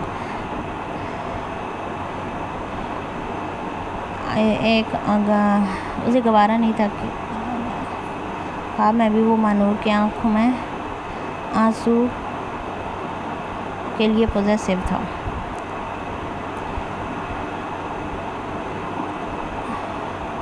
सागर, जिसमें सागर, कशमाला, हुनैन, युसरा और मानूर थी। उनका एक अलग ग्रुप था। सागर और कशमाला दोनों, उनकी उम्र इस वक्त इसलिए जुड़वा थे, इस 7 साल थी, जबकि युसरा की 3 साल। इसलिए उनकी उम्र इस वक्त 7 साल थी, जब युसरा की 3 साल। वो बलाज से नुमान से भी छोटी थी, 5 साल छोटी। 3 साल का था ये इस वक्त, उसे एक माह छोटा था। बलाज के अलावा वो सब आपस में मिलकर बैठकर खेलते। बलाज अकेला रहता, उसे सिर्फ अपनी फूफू चाहिए थी। एक बच्ची का नाम हुनैन ने मारोश रखा और दूसरी का नाम असफंजार ने मारूर रखा। दोनों, एक हुनैन ने मारोश रखा और दूसरी का नाम असफंजार ने मारूर रखा। जैसी थी बस एक पहचान दोनों एक थी, वो था काला तिल। इसके साथ वक्त गुजरता गया। बच्चियाँ 6 माह की हो गई थी। असफंजार खान के दोस्त आईजी को इन्फॉर्मेशन मिली थी कौन सा बंदा है जो ये सब करता है, उसे पकड़ना था। जब दोनों बच्चियाँ 1 साल की होने लगी तभी खान को मालूम हुआ कि फिर से कोमल बेगम प्रेग्नेंट हुआ है। असफंजार बहुत खुश हुए। आईजी साहब ने बुलाया असफंजार को। जब वो वहाँ पहुँचे तो उन्हें मालूम हुआ कि मुजरिम को पकड़ ली गई और इसके अलावा भी वो काफ़ी गलत कामों में मुलव्वस था। खान ने पूछा कौन है, नाम क्या है? अरमान। काफ़ी गलत कामों और कुछ गैंग से। हाँ, अरमान खान में भी इसका हाथ है, वो भी इसके तलकात हैं। खान का मोहम्मद मिलत भाई तो मुझे नहीं मालूम, तुम देख लो। असफंजार खान जब लॉकअप में हो गए तो वहाँ अपनी तवक्को के मुताबिक अरमान को देखकर वो दंग रह गए। तो तुम ये सब करते आए, ऐसे क्यों किया तुमने? असफंजार आगे बढ़े, खींच कर कई थप्पड़ उसके चेहरे पर मारे। मेरे भाई माफ़ कर दें, आगे से मैं नहीं करूँगा। वो जो पुलिस वालों की मार खाकर लागर हुआ पड़ा था, असफंजार को देखकर हाथ जोड़ने लगा। बचा लेगा, पर उन्होंने साफ इनकार कर दिया। तुम्हें माफ़ कर दूँ, तुम जैसे ही नासूर होते हैं जो माशरे को गंदा करते हैं, तुम जैसे को जीने का कोई हक़ नहीं है। फिर वो अबरार से मुखातब हुए, उसे कड़ी सज़ा दिलवाना तुम्हारा काम है। वो ये कहकर वहाँ से चले गए, पर अरमान के दिल में बदले की आग भड़का गए जो आगे उनकी ज़िंदगी बर्बाद करने वाला था। अगर उन्हें मालूम होता तो कभी भी उसके सामने जाकर उसे धमकाने का ना सोचते, पर खूनी को कौन टाल सकता है इस सब के बारे में। जब अनवर को मालूम हुआ तो वो भी हैरान रह गया। भाई ऐसे निकलेगा उन्होंने सोचा भी ना था। इंसान तो उन्हें वे एक अच्छे इंसान ने भी असफंजार का साथ दिया था। वो भाई से मिलने तक भी ना गए, जिस वजह से मुस्तकबिल में आने वाले से वो बच जाएगी। इसका मुसीबत ने नहीं असफंजार के घर का वो फांसी की रास्ता देख लिया था। अरमान को सज़ा हुई, इन लड़कियों को इंसाफ मिल गया, पर क्या इनका मुजरिम अपनी सज़ा पाएगा? ये आगाज़ था किसी की रास्ता देख लिया था। अरमान को फांसी की सज़ा हुई, इन लड़कियों को इंसाफ मिल गया, इनका मुजरिम अपना आगाज़ था किसी की सज़ा पाएगा। ये बस्ती कह दीजिए हाल। रूही खाना खाकर अपने पापा के कमरे में चली गई। वहाँ उनके बेड के पास साइड कुर्सी पर रख कर बैठ गई और इनके हाथ अपने हाथों में लेकर उनसे हल्की फुल्की बातें करने लगी। आप जल्दी से ठीक हो जाएं, फिर आप दोनों बाप बेटी मिलकर खूब हल्ला गुल्ला करेंगे। बाबा मैंने सारी ज़िंदगी आपके ठीक होने का इंतज़ार किया, आप तो रुक जाएँ। जब से मैंने और संभाला आपको मैंने ऐसे ही देखा। मेरा आपके अलावा और कोई भी नहीं है, प्लीज़ मुझे आपकी ज़रूरत है। आप उठे ना, आपकी बेटी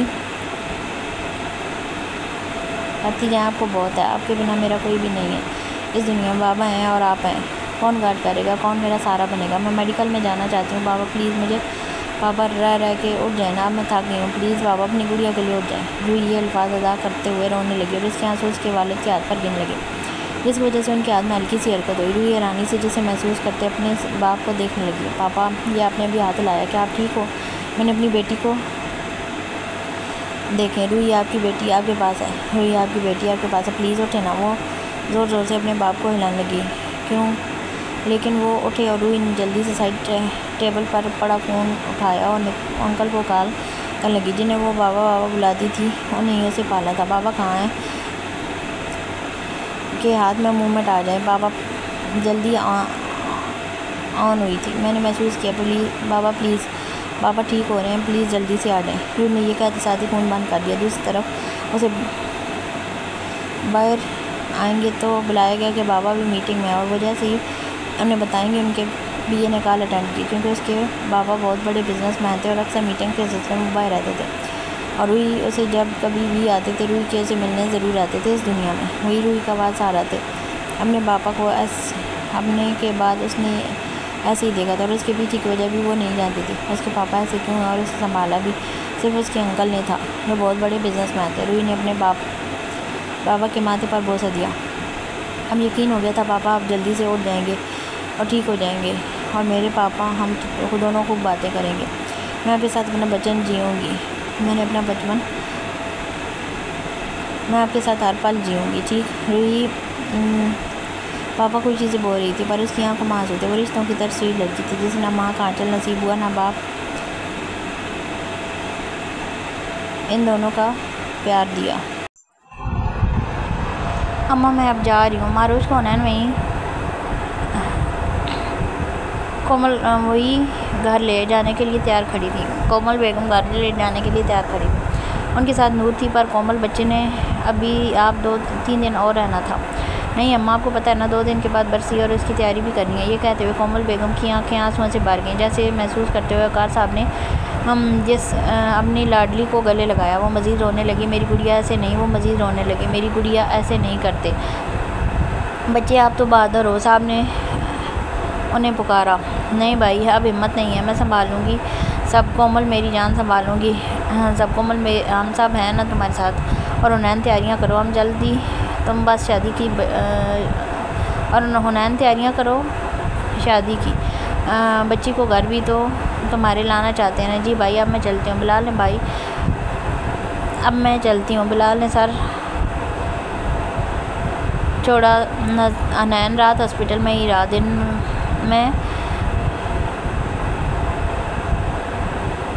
दिन में कोमल को आया से होश आते देख उनके पास गया। बुढ़िया मेरी जान देखो, नहीं आया आपसे मिलने। खोलो कौन आया आपसे मिलने? हुनैन की आवाज़ सुनकर मारोज ने ऐसी आँखें खोलकर उसे देखा और जब यकीन हुआ कि इसके पास तो हुनैन ने तो इसकी आँखें आंसुओं से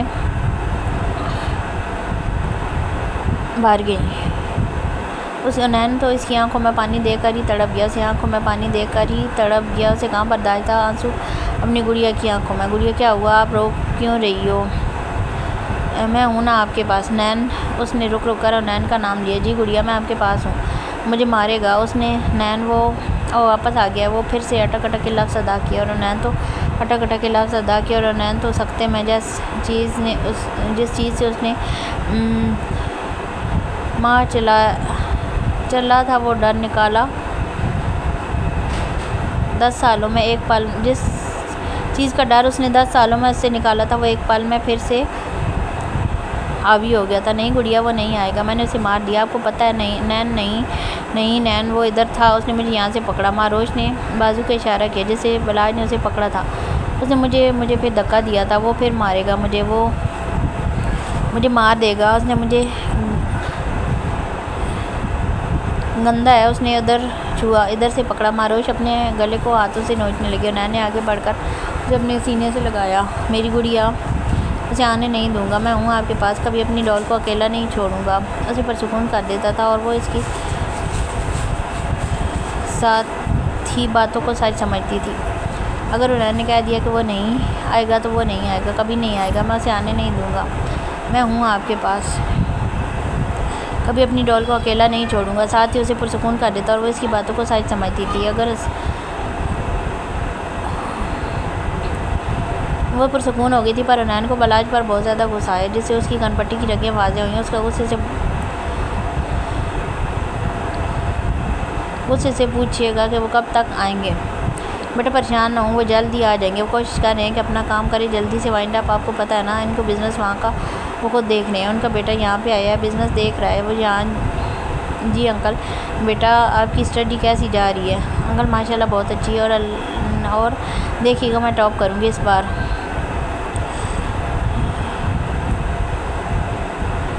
कोई नहीं है आया आपके साथ? देखो नैन यहीं है। हाँ देखो मैं भी है ना जिस पर इसे लाया। उसने कोमल बेगम को पल्लू पकड़ा हुआ था जैसे कोई छोटा बच्चा पकड़ता है, जिस पर नैन मुस्कुराया। जब भी उसे डर लगता वो ऐसे ही करती थी। नैन ने कितनी मुश्किल से उसे संभाला था, ये वही जानता था।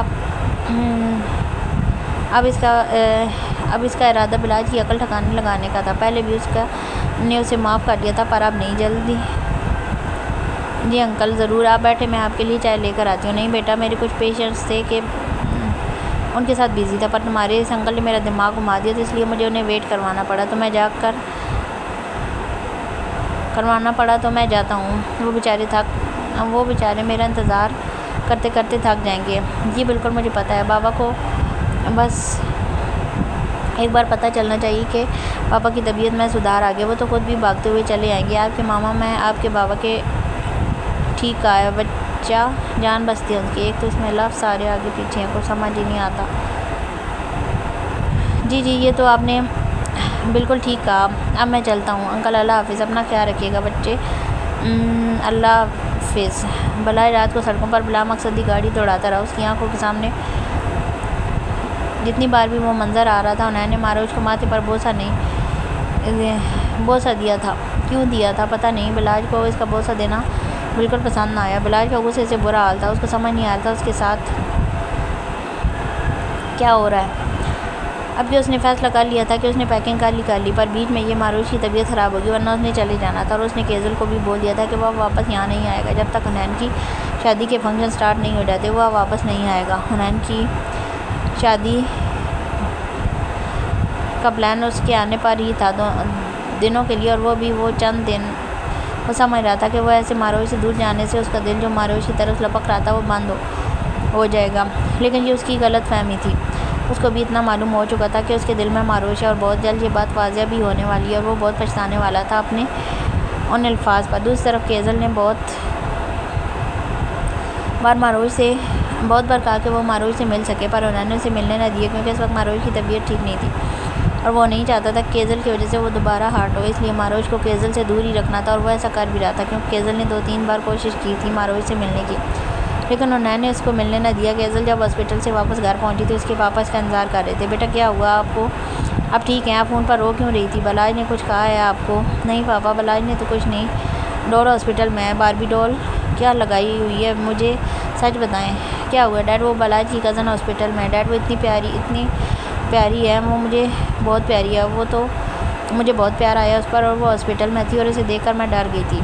ऐसा क्या हो गया? ओ बेटा, आप भी ना किसी गैर के लिए आपने अपनी ये हालत कर दी। आपको पता है ना आपके डैड आपकी आंखों में आंसू नहीं दे सकते, तो फिर आपने ऐसा क्यों किया? आपने तो मुझे डरा ही दिया था। मेहताब साहब केजल को गले से लगाते हुए लगाया। बेटा आप अपने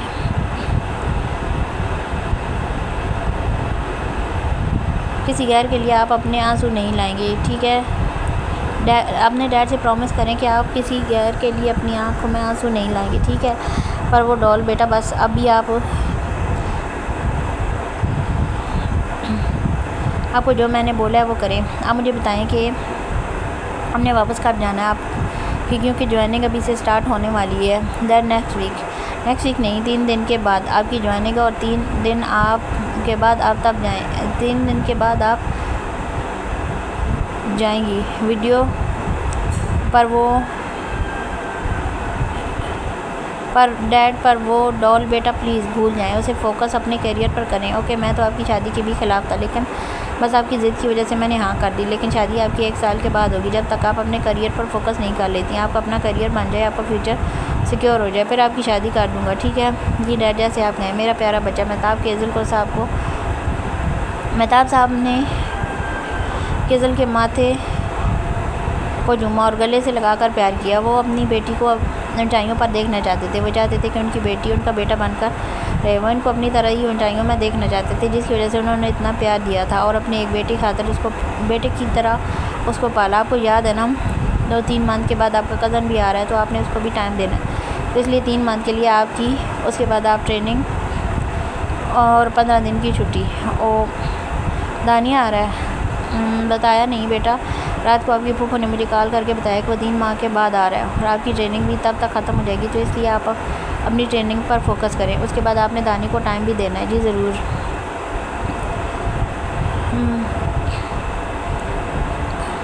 मैं उसको टाइम ना दूंगी तो किसको दूंगी? ओके गुड, चलें अब आप सो जाएं और कोई फजूल बात आपने नहीं सोचनी। ओके,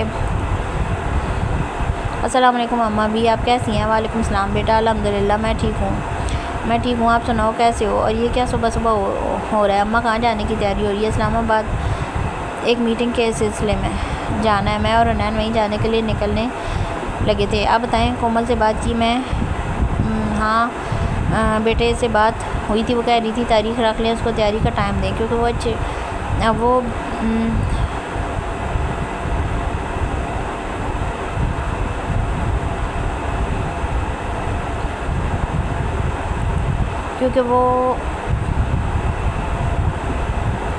कोमल को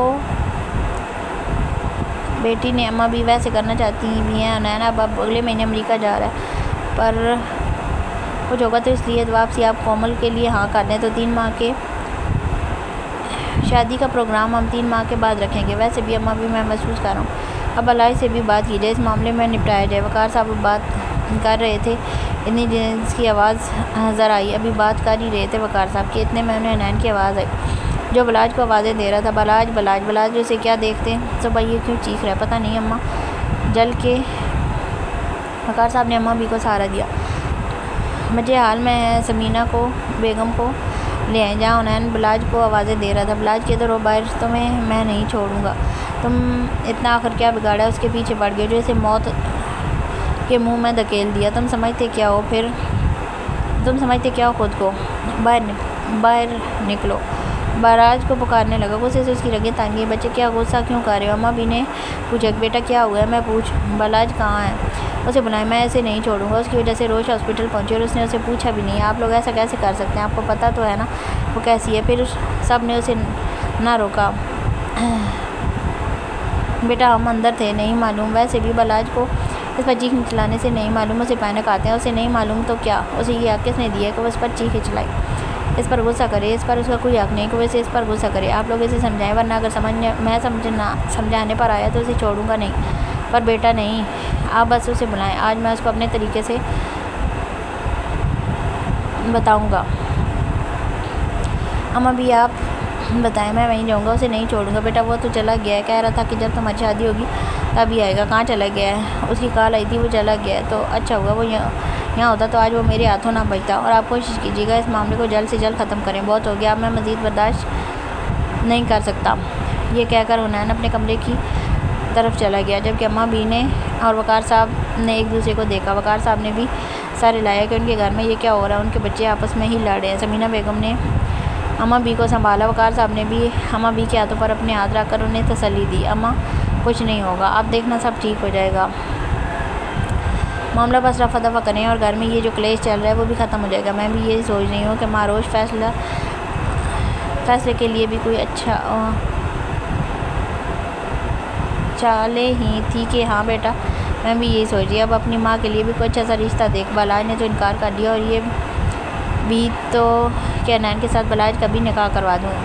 इससे जो तुम्हारी शर्त है वो भी पूरी हो जाएगी। जब बलाज आपने मुझसे जो वादा लिया था आपको वो तो याद है ना? हाँ बच्चे, मैं भी यही बात करना चाहती हूँ। मैं इतने में नूर बेगम आई। अस्सलाम वालेकुम अम्मा बी, अली ने बताया था। वालेकुम सलाम बच्चे, वो कल शाम को बलाज का जी अम्मा बी निकल गया था, कह रहा था उसको बुला लिया गया चाहिए कि बता के भी वो तो चला गया। अम्मा भी मुझे बता के गया था, कह रहा था कि 3 माह में वापस आ जाएगा। चलो ठीक है।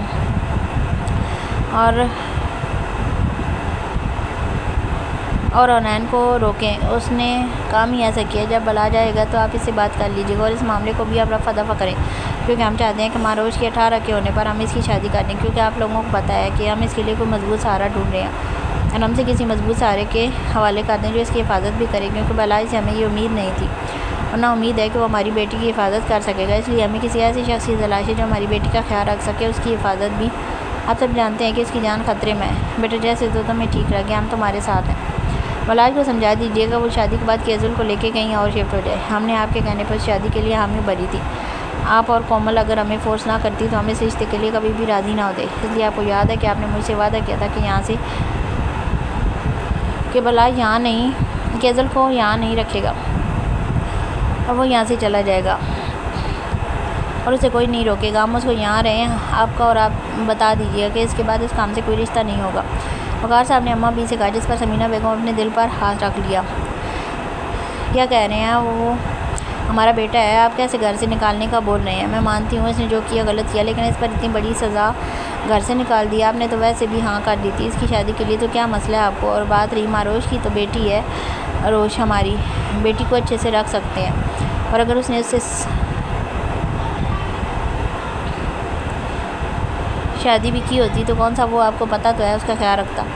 वो उसे कितना है हमारी बेटी और के लिए ऐसा शख्स होना चाहिए जिसको सारा आंखों पर बिठा के रखे, ना कि गुस्सा उसको कुछ गुस्से में उसको कुछ भी बोल दे। और आप बलाज के गुस्से से अच्छी तरह वाकिफ़ है, फिर भी आप ऐसी बातें कर रहे हैं।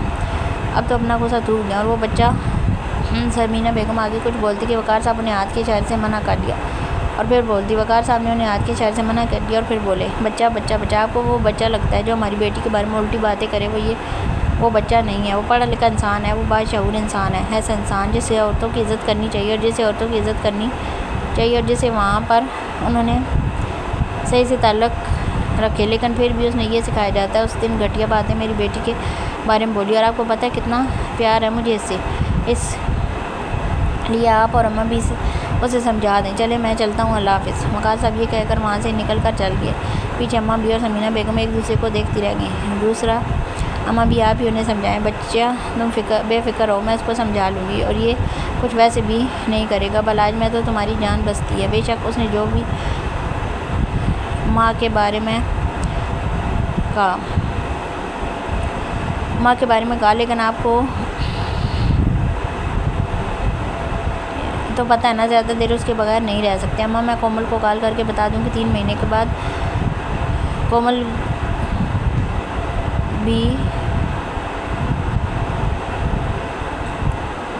कोमल की डेट फ़िक्स करते हैं और वो इजी फील करे और हमें बता दें तो हम भी तैयारियां शुरू करें। बच्चे तुम भी तैयारियां शुरू करो। मुझसे मैं अपनी बच्ची का हाल पूछूँ। अम्मा भी हुनैन इस्लामाबाद जाने से पहले मारोज से मिलने आया। जब वो हवेली में दाखिल हुआ तो हर तरफ सन्नाटा था। मुलाजिम से पूछने पर मालूम हुआ कि मारोज अभी तक सो रही है। और कोमल बेगम भी अपने कमरे में है। मानूर किचन में है जिसे सुनकर उसके चेहरे पर मुस्कुराहट आ गई। वो मुलाजमों को जाने का बोलकर खुद किचन की तरफ चला गया जहाँ मानूर चाय बनाने में मसरूफ़ थी। हुनैन ने दरवाजे के पास खड़े और फिर छोटे छोटे कदम लेता हुआ इसके नूर के पास पहुँच आस-पास आया। उसने पीछे से मानूर को अपने असार में लिया। मानूर जो अपने आप में मगन चाय बना रही थी, एकदम से किसी के असार को महसूस करके उसने चीख मारने के लिए मुंह खोल रही था कि पहले किसी ने मुंह पर हाथ रख लिया और कान में सरगोशी की। जानो हुनैन, मैं हूँ। अब मज़ामत करते खान जिस पर मानूर के हाथ रुके, वो अपने आप को छुड़वाने के लिए हाथ मार रही थी। हुनैन ने उसके मुँह से हाथ हटाया। जान को मालूम भी है कि मेरे अलावा कोई भी आपको छूने की गुस्ताखी नहीं कर सकता। किसी में इतनी हिम्मत नहीं मेरे होते हुए मेरी माँ को छू सके। वो हाथ ही उखाड़ के रख दूँ। उसने शिद्दत से मानूर को अपने असार में बेच लिया। सख्त गिरफ्त में मानूर कसमसाई। जान, मुझे दर्द हो रहा है। वो सॉरी जान, उसने अपने से आज़ाद किया, जिस पर मानूर ने जल्दी से दूरी इख्तियार की। उसकी फुर्ती पे लम्बों पे हंसी आ गई। दांतों में हुसैन ने अपने होंठ दबाकर मुस्कुराहट को रोका। मानूर हुनैन का माँ से दूर होकर खड़ी हुए जल्दी से अपने दुपट्टे को ठीक किया। खाना अब यहाँ इस टाइम क्यों? मैं यहाँ नहीं आ सकता। मानूर के बदले हुनैन ने भी सवाल किया, जिस पर मानूर तज़ब्ज़ुब का शिकार हुई और आगे पीछे देखने लगी। उसे डर था कहीं किसी ने देख तो नहीं लिया, क्या सोचेंगे वो मेरे बारे में, क्या कहने। मानूर का मतलब लफ्ज़ तोड़ फोड़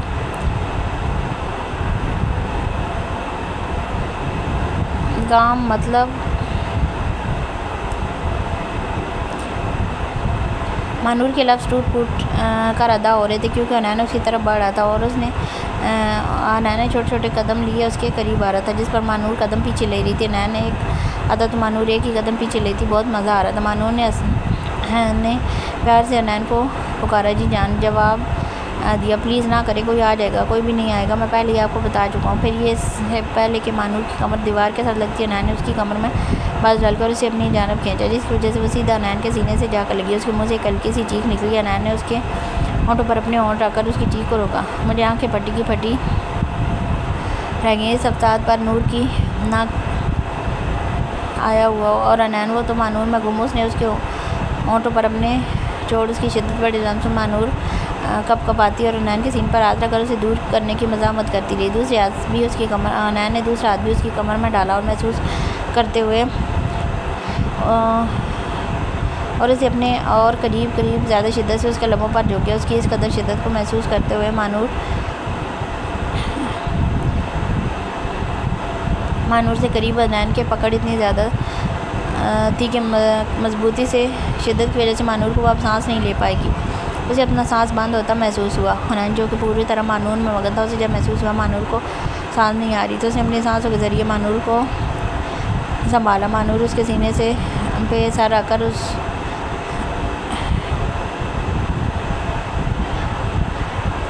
कर सांस लेने लगी। उसे हुनैन टस से मास न हुआ। मानूर सब सीने से थप्पड़ मारने चाहे पर हुनैन हाथों को उसके थप्पड़ों से फ़र्क नहीं पड़ रहा था, जिस पर मानूर को अपना दम घुटता महसूस हुआ और मानूर की आंखों में आंसू हो गए। क्यों उसे ऐसा लगा कि अभी कुछ देर और हुनैन उससे दूर न हुआ तो वो मर जाएगी। अपनी शिद्दत इसमें उंडेलने लगा। बाद में हुनैन इससे दूर हुआ। मानूर को जैसी आज़ादी मिली वो लंबे लंबे सांस लेने लगी। हुनैन ने अपना एक हाथ उसकी कमर से हटाकर उसकी गर्दन के पीछे रखकर अपने साथ लगाया। मानूर की आँखें आंसू से भर गई। हुनैन तड़प गया और उसके गालों से फिसलते आंसुओं को चूम लिया। हुनैन ने मानूर के होठों पर से साफ किया और नरमी से उसके माथे पर बस दिया। मानूर के मुँह में आँखों में आंसू देकर क्या हुआ, ऐसे तो रो रही और हुनैन तड़प रही। आपकी आंखों में आंसू मुझे अच्छी नहीं लगते, प्लीज़ खामोश हो जाएं। ऐसा भी क्या कह दिया कि आप ऐसे रो रही हैं। हुनैन को इसकी बात पर माँ जनाब नज़रों से उसे देखा, जिस पर हुनैन हो गया। उसने बस थोड़ा सा सर उठाकर उसे देखा, जिस पर हुनैन उसकी नज़रों में हो गया। हुनैन इतना ही कहा था कि मानूर फट पड़ी।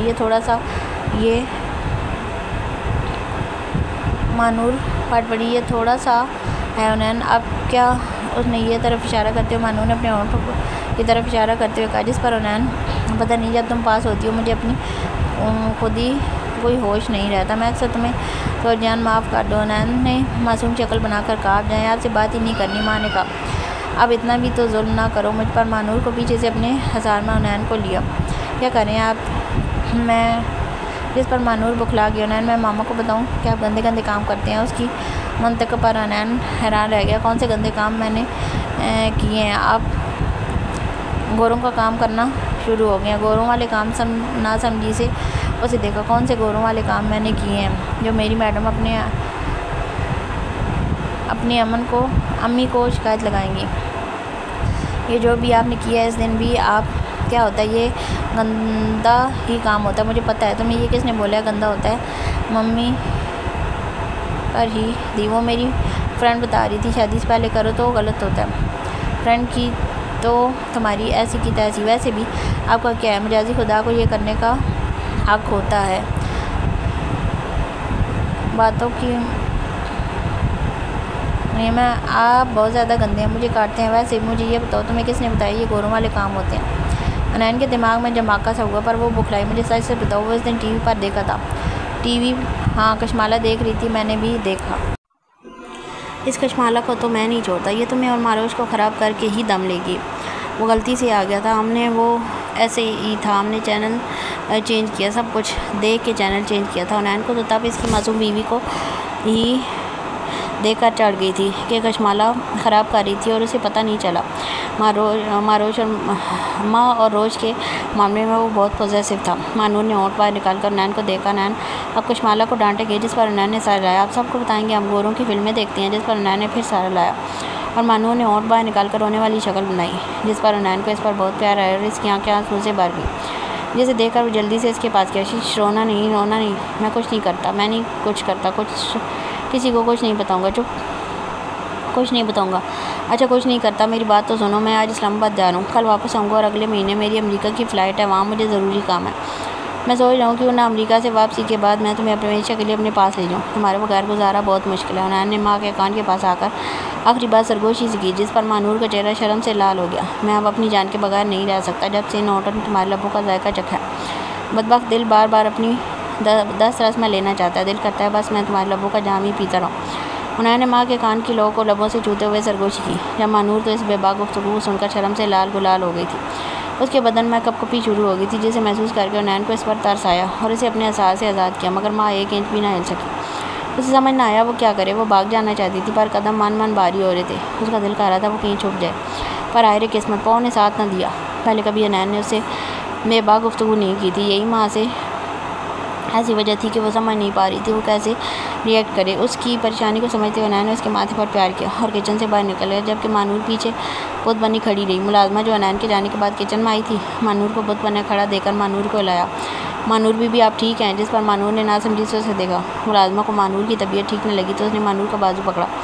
चलें बीबी, लगता है आपकी तबीयत ठीक नहीं है, मैं आपको आपके कमरे में छोड़ूँ। मानूर बिना किसी मज़ामत के मुलाजमा के साथ अपने कमरे में चली गई। मुलाजमा ने मानूर को इसके बेड पर बिठाया और पानी का गिलास मानूर को थमा दिया।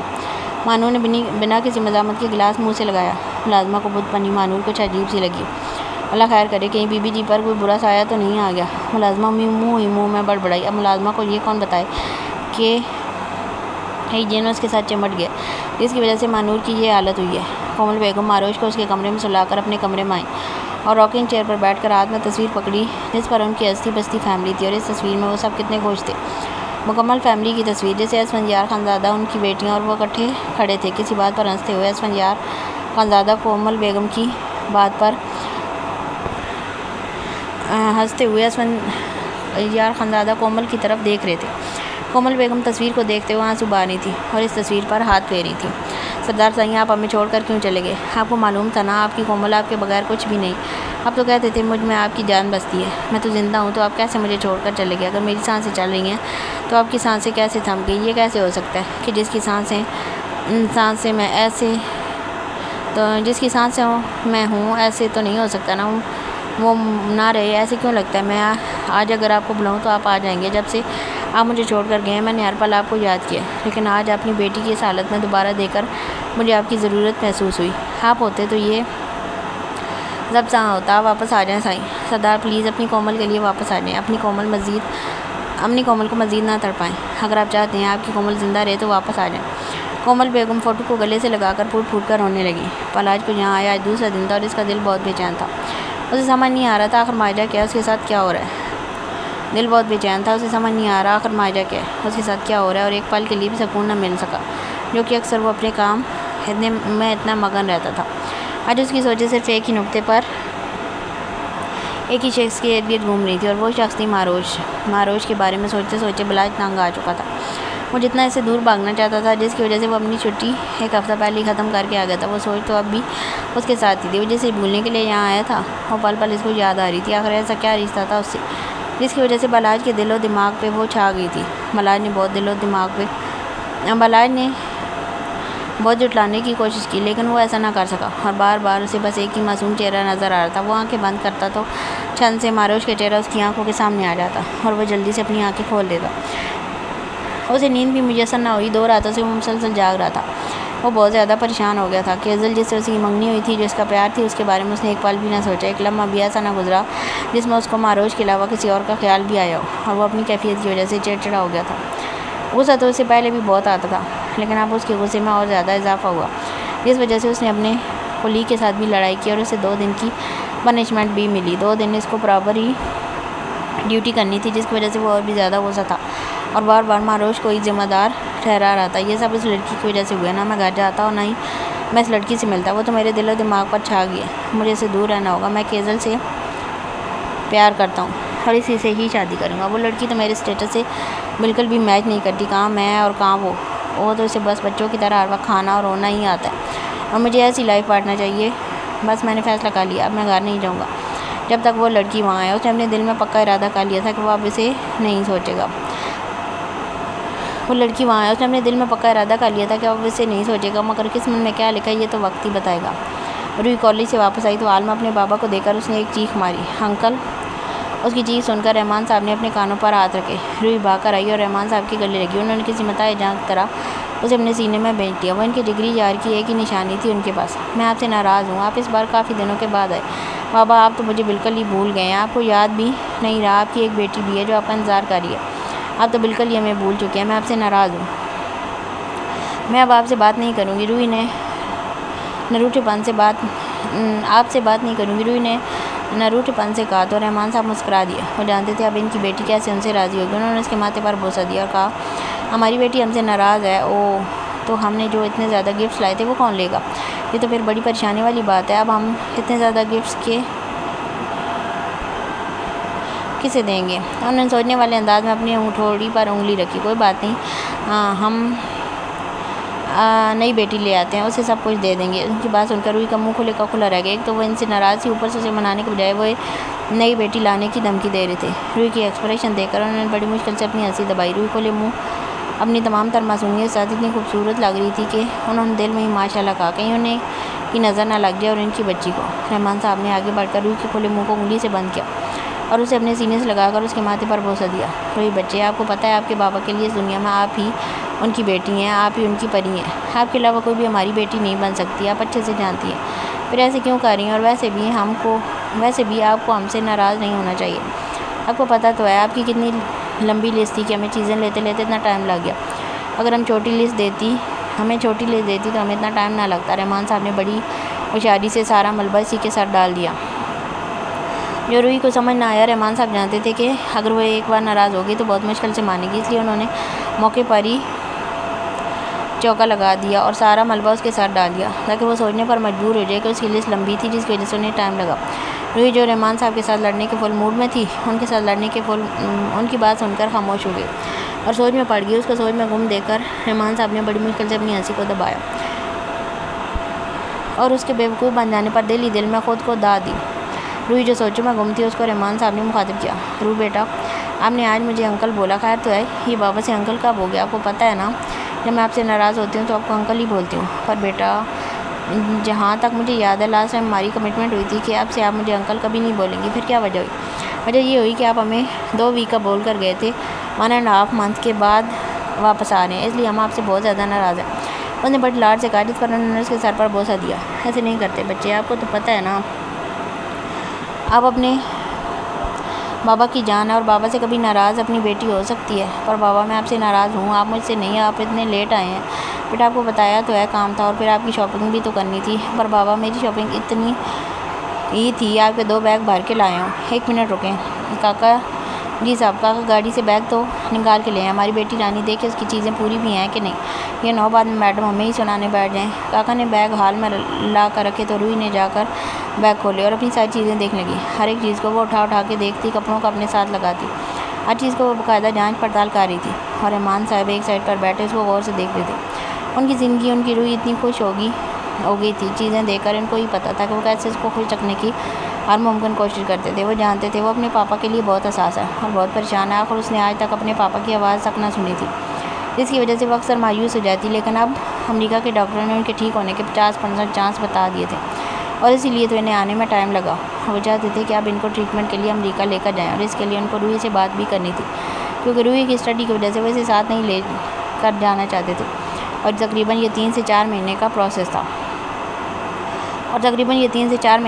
था और 3-4 महीने की ट्रीटमेंट से वो ठीक हो सकते थे, क्योंकि यहाँ के डॉक्टर का ये कहना था कि इनमें इम्प्रूवमेंट हो गई है और बाकी का ट्रीटमेंट अगर अमेरिका से करवाएंगे तो वो जल्दी ठीक हो जाएंगे, क्योंकि यहाँ से अमेरिका में फैसिलिटीज़ ज़्यादा हैं और इनकी जान बच जाने के 50% चांसेस थे और वो ये रिस्क लेना चाहते थे अपनी रूही के लिए। वो जानते थे रूही की ज़िंदगी में इनका क्या मकाम है। आखिर वो इसके बाप थे। रूही अपनी माँ से तो कभी नहीं मिले, लेकिन बाप ही तो इसका सहारा था और अगर इन्हें कुछ हो जाता तो उसके लिए रहमान साहब अपनी तरफ से पूरी कोशिश करना चाहते थे। रूही देख लिया, आपको सब पसंद आया? रूही जी बाबा अच्छा है, थैंक यू बाबा साहब, बहुत अच्छा है, थैंक यू वेरी मच। इसमें थैंक यू वाली कौन सी बात है? आप तो मेरी बेटी हैं, मेरी प्यारी बेटी। तो मैं अपनी बेटी के लिए नहीं लाऊंगा तो किसके लिए लाऊंगा? थैंक यू बाबा, मेरी लाइफ में आने के लिए, मुझे इतना प्यार देने के लिए। बच्चे ऐसे नहीं करते। रूही की आंखों में आंसू देकर वो तड़प ही तो गए थे। वो हमेशा ऐसे ही करती थी। रूही, मैंने आपको कितनी बार समझाया ऐसे ना बोला करें, आप मेरी बेटी हैं। पर पापा भी ठीक हो जाएंगे। मैंने आपको बोला है ना, मेरी डॉक्टर से बात हुई थी, आपके पापा में काफ़ी इम्प्रूवमेंट आई है। कितने सालों के बाद उसकी बॉडी ने रिस्पॉन्स किया है, तो अब हमें होप है मिल चुकी है। तो मैं आपके पापा को लेकर अमेरिका जाऊंगा। नेक्स्ट वीक हमारे डॉक्टर से अपॉइंटमेंट है और इंशाल्लाह देख लीजिएगा, जब मैं वापस आऊँगा तो आपके पापा बिल्कुल ठीक होंगे। मैं भी साथ जाऊँगी। नहीं बेटा आप नहीं, आप अपनी स्टडी पर फोकस करें। आपको पता है अभी आपके एग्ज़ाम होने वाले हैं और आपको डॉक्टर भी बनना है। लेकिन बाबा, मैं पापा से दूर नहीं रह सकती। बेटा आपको मुझसे प्रॉमिस करना पड़ेगा कि आप अपनी स्टडी पर फोकस करेंगे और जब हम वापस आएंगे मैं और आपके बाबा, तो फिर हम तीनों मिलकर खूब हल्ला गुल्ला करेंगे और हम घूमने भी चलेंगे। बाबा एक बात पूछूं? हाँ बेटा पूछो। बाबा मेरी मामा कैसी थी? मैंने कभी उन्हें नहीं देखा। बेटा उनके बारे में तो मुझे भी नहीं पता, क्योंकि जब आपके पापा मुझे मिले थे तो आपको बहुत बुरा एक्सीडेंट हुआ था और मैं आपके पापा को लेकर हॉस्पिटल गया था और आपके पापा के दिमाग में ऐसी जगह चोट आई थी जिसकी वजह से वो कोमा में चले गए थे। उनके दिमाग में एक ब्लड क्लॉट बन गया था जिसका ऑपरेशन किए बगैर वो ठीक नहीं हो सकते थे और जब तक इनकी बॉडी रिस्पॉन्स ना करती तब तक डॉक्टर ऑपरेशन नहीं करना चाहते। इसलिए मैंने डॉक्टर को मना कर दिया था, क्योंकि ऑपरेशन में ख़तरा था। मैं नहीं चाहता था कि मेरी बेटी के पास जो एक आखिरी उम्मीद, एक आखिरी सहारा उसका बाप है, वो भी मैं इससे छीन लूँ। इसलिए तो मैंने तुम्हारे बाप का अभी तक ऑपरेशन नहीं करवाया, जब तक इसकी बॉडी हमें रिस्पॉन्स करना शुरू ना करे। और इंशाल्लाह देख लेना बहुत जल्द वो ठीक हो जाएंगे। डॉक्टर ने मुझे कॉल करके बताया कि तुम्हारे पापा ने रिस्पॉन्स करना शुरू कर दिया। जी बाबा, पापा ने रिस्पॉन्स करना शुरू कर दिया। मैं उस दिन इन्हीं के पास बैठी थी जब उन्होंने फ़र्स्ट टाइम रिस्पॉन्स किया। उन्होंने अपने हाथ हिलाए थे। हाँ बेटा, मुझे डॉक्टर ने सब बता दिया और इंशाल्लाह देखना बहुत जल्द आपके पापा ठीक हो जाएंगे। हाँ ज़रूर इंशाल्लाह। वैसे बाबा आप कह रहे थे कि आपने मुझे किसी से मिलवाना है। हाँ बेटा, आपको मैंने किसी से मिलवाना था पर वो गधा कहीं गया हुआ है। कौन गधा बाबा? ओहो, तुम्हारा भाई जिसकी वजह से मैं बात कर रहा था वो कहीं गया है। उसकी किसी दोस्त की मंगनी थी तो वो उधर गया था, अभी वापस आया और बिज़नेस ट्रिप पर चला गया। जब वो वापस आए तो मैं इसको आपसे मिलवाऊँगा, वो खुश हो जाएगा, उसे भी एक बहन मिल जाएगी। ओह, तो इसका मतलब मेरे भाई भी हैं? हाँ बेटा, आपके भाई भी हैं। वो बहुत प्यार करने वाला भाई है, देखना वो आपको कितना प्यार करेगा। लेकिन बाबा, पहले आपने मुझे उनसे मिलवाया बेटा जी कुछ बातों की वजह से, और वैसे वो हाई स्टडी के लिए बाहर गया हुआ था, अभी लौटा है। ओ आई सी। इसलिए तो मैं कहूँ कि आप हर 6 माह के बाद बाहर क्यों जाते थे? बेटा इसी गधे से मिलने जाता था। पापा आप इनको गधा क्यों बोलते हैं? मेरे भाई को गधा ना बोलें, वो बच्चे जब से इनसे मिलोगी तो तुम्हें खुद पता चल जाएगा वो कितना बड़ा गधा है। हाँ बाबा, आप कितनी फ़नी बातें करते हैं। आपके लिए ही तो करता हूँ, अगर तो मेरी ज़िंदगी में ना आती तो मेरे पास और क्या था? सिर्फ तनहा बेटा, वो दूर फिर अल्लाह ताला ने मुझे आपको दे दिया और आप मेरी ज़िंदगी में आई, मेरी बेटी बन गई, मेरी जान बन गई। उन्होंने इसको अपने सार में लेकर इसके माथे पर बोसा दिया।